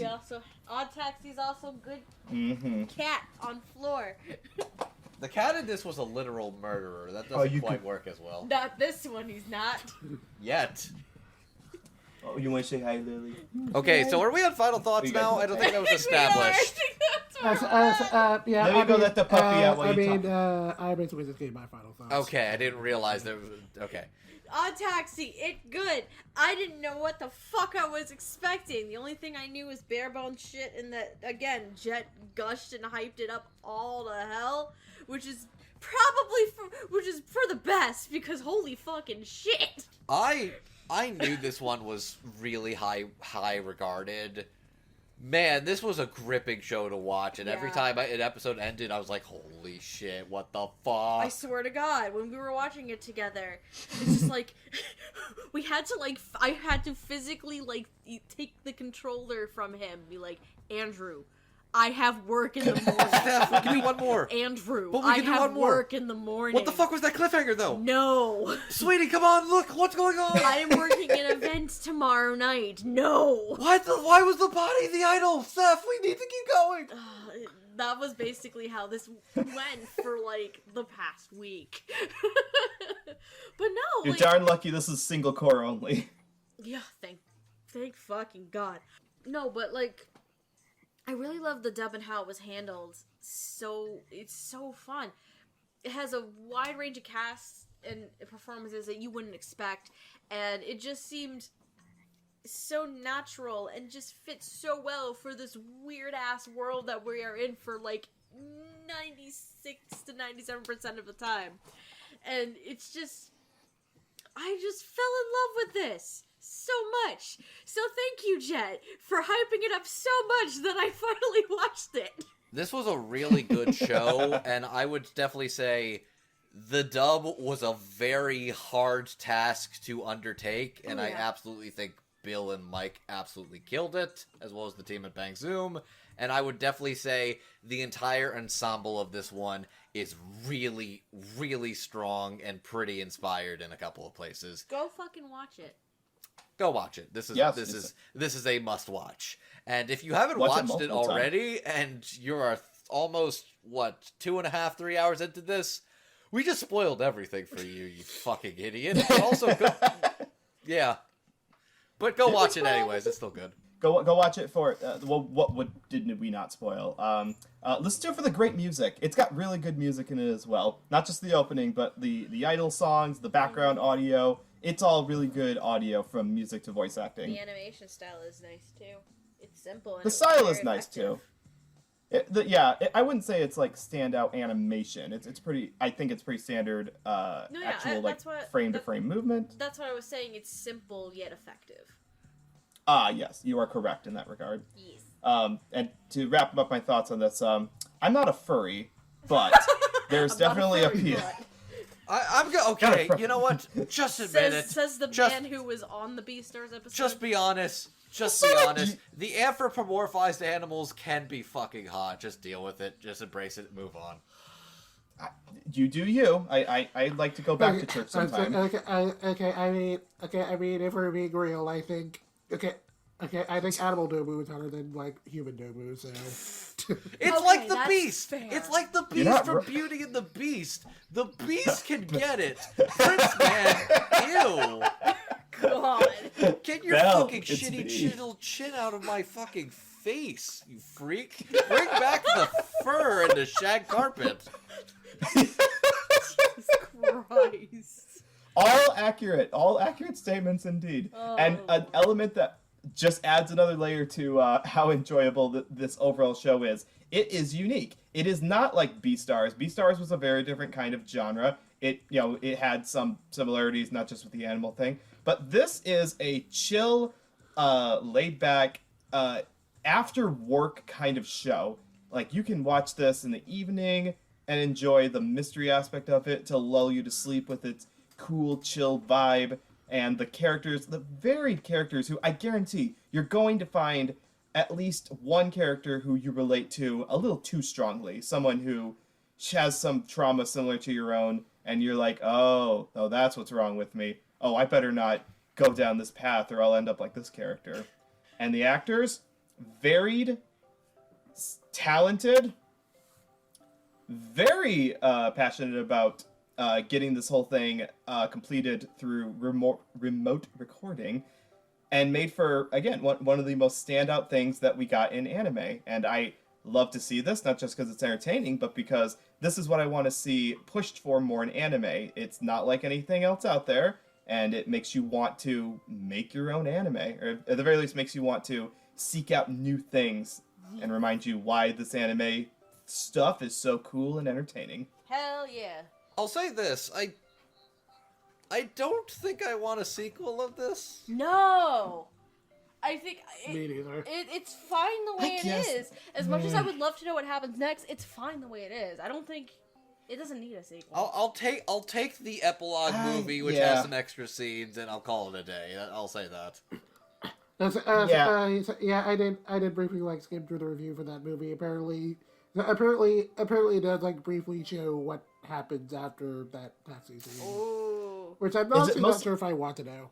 Is it mostly just like a recap movie? Mostly, Is yes. it, yeah. Apparently, it's a recap movie that is kind of done as like a series of interviews with the characters. So it's apparently done in a way that makes it more interesting than it would be if it were just like a regular compilation movie. Which That's good to know. Huh. sounds neat, but I don't know. So, Interesting. I Okay. gotta see what. I Alright, gotta see how. it so gets Dub, produced. please. So, Take us home, buddy. Jesus Christ, the meter on Yes. this one is gonna be brutal. Yeah. So, if you would like to watch Taxi, you can watch it both sub and dub on Crunchyroll. Woo! Yay. Yep. Yeah, and if you would like to follow anything that we're doing, we're the Dub Talk Podcast. You can find us on YouTube, Podbean, Spotify, the like. You can also find us on social media on the Twitters, the Instagrams, the Tumblr that is in the ditch somewhere. The Tumblr's dead in a ditch. No, the Tumblr's dead in the river. Oh. I was like, I'm just waiting for it. Didn't tie enough cement bricks to it before throwing it in.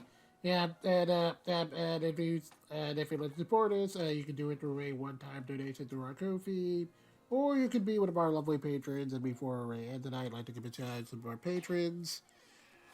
At the $5 tier, we have Megan's mom and dad, Michelle Travis, Nika Ramen but with Yowie Hands, and Mr. Victor Marimoto. And at the $10 tier, we have Anthony Brown, Carly Westacow, Crimson Akinda, Jacob Wilson, Jared Hawkins, Julia W., Blenty, and Otaku Anthony. Again, thanks for your support, guys. We appreciate it. Love your faces. You're Thank all you beautiful guys so people. much. Thank you. Yay! Would buy you idle CDs and give you ride in taxi. I give right. Okay. Okay, so if there's anything you guys would like to plug. Hi, my name is Andrew, aka Classy Spartan. You can find me over on Twitter at MangaMan9000 if you'd like to hear more of what I'm doing. I'm also a guest on the Surreal Resolutions podcast O&A, where we talk about the latest anime news alongside my buddy Jet here, which, thank you, Jet. Thanks for having me on this one. This one was a ton of fun. I'm glad to have you. Hello. My name's Jeff. No, my name is Stephanie. I'm sometimes known on the internet as Lilac. You can follow me on Twitter at Lilac Anime Review, with review being spelled R-E-V-U-E. I have a blog that has been getting a little dusty. So there's that. I also do stuff on the Twitch, on the regular.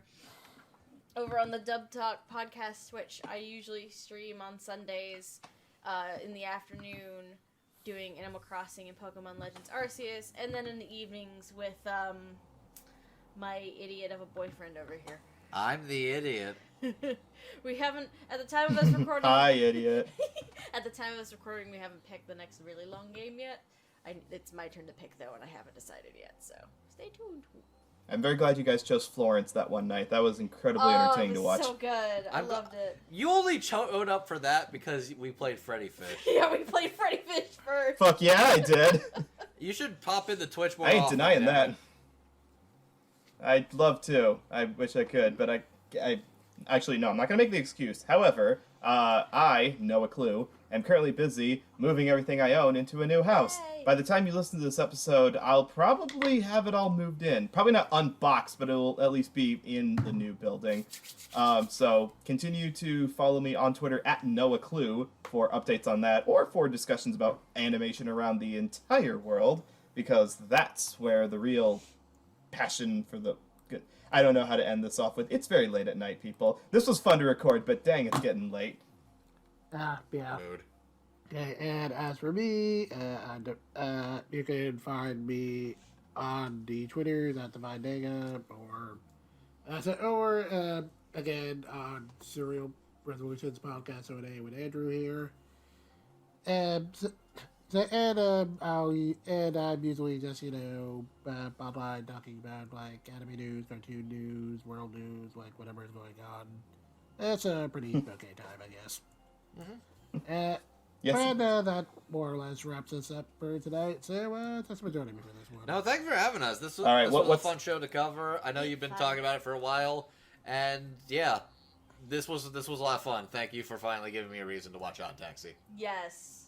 Now, how much do we owe? How much does it say on the meter Okay, now? okay, wait. We never actually figured out who was going to be paying him for this one. We're at almost 3 hours. Was that? How much is that? Fucking. Shoot. You guys got me Let's covered, see at right? the rate of. Cool. Thanks, guys. No, Get your Noah, back here. Noah, No. Noah, can you spot me? My check's tight this week, please. And I just. Oh, what? Do I look like the Grand Duchess of Wales over here? Noah, please tell me about how good Russian cartoons are. I would love to hear more about that. Okay, bye. Thanks. Where's my buddy Noah?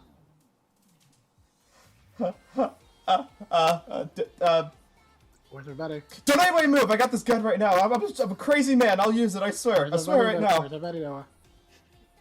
This was a fun episode. I hope you all people enjoyed this. Have a great night, Good people. night, everybody. And Otaku on. Aloha. Where's my money, Noah? Where's my money, Noah?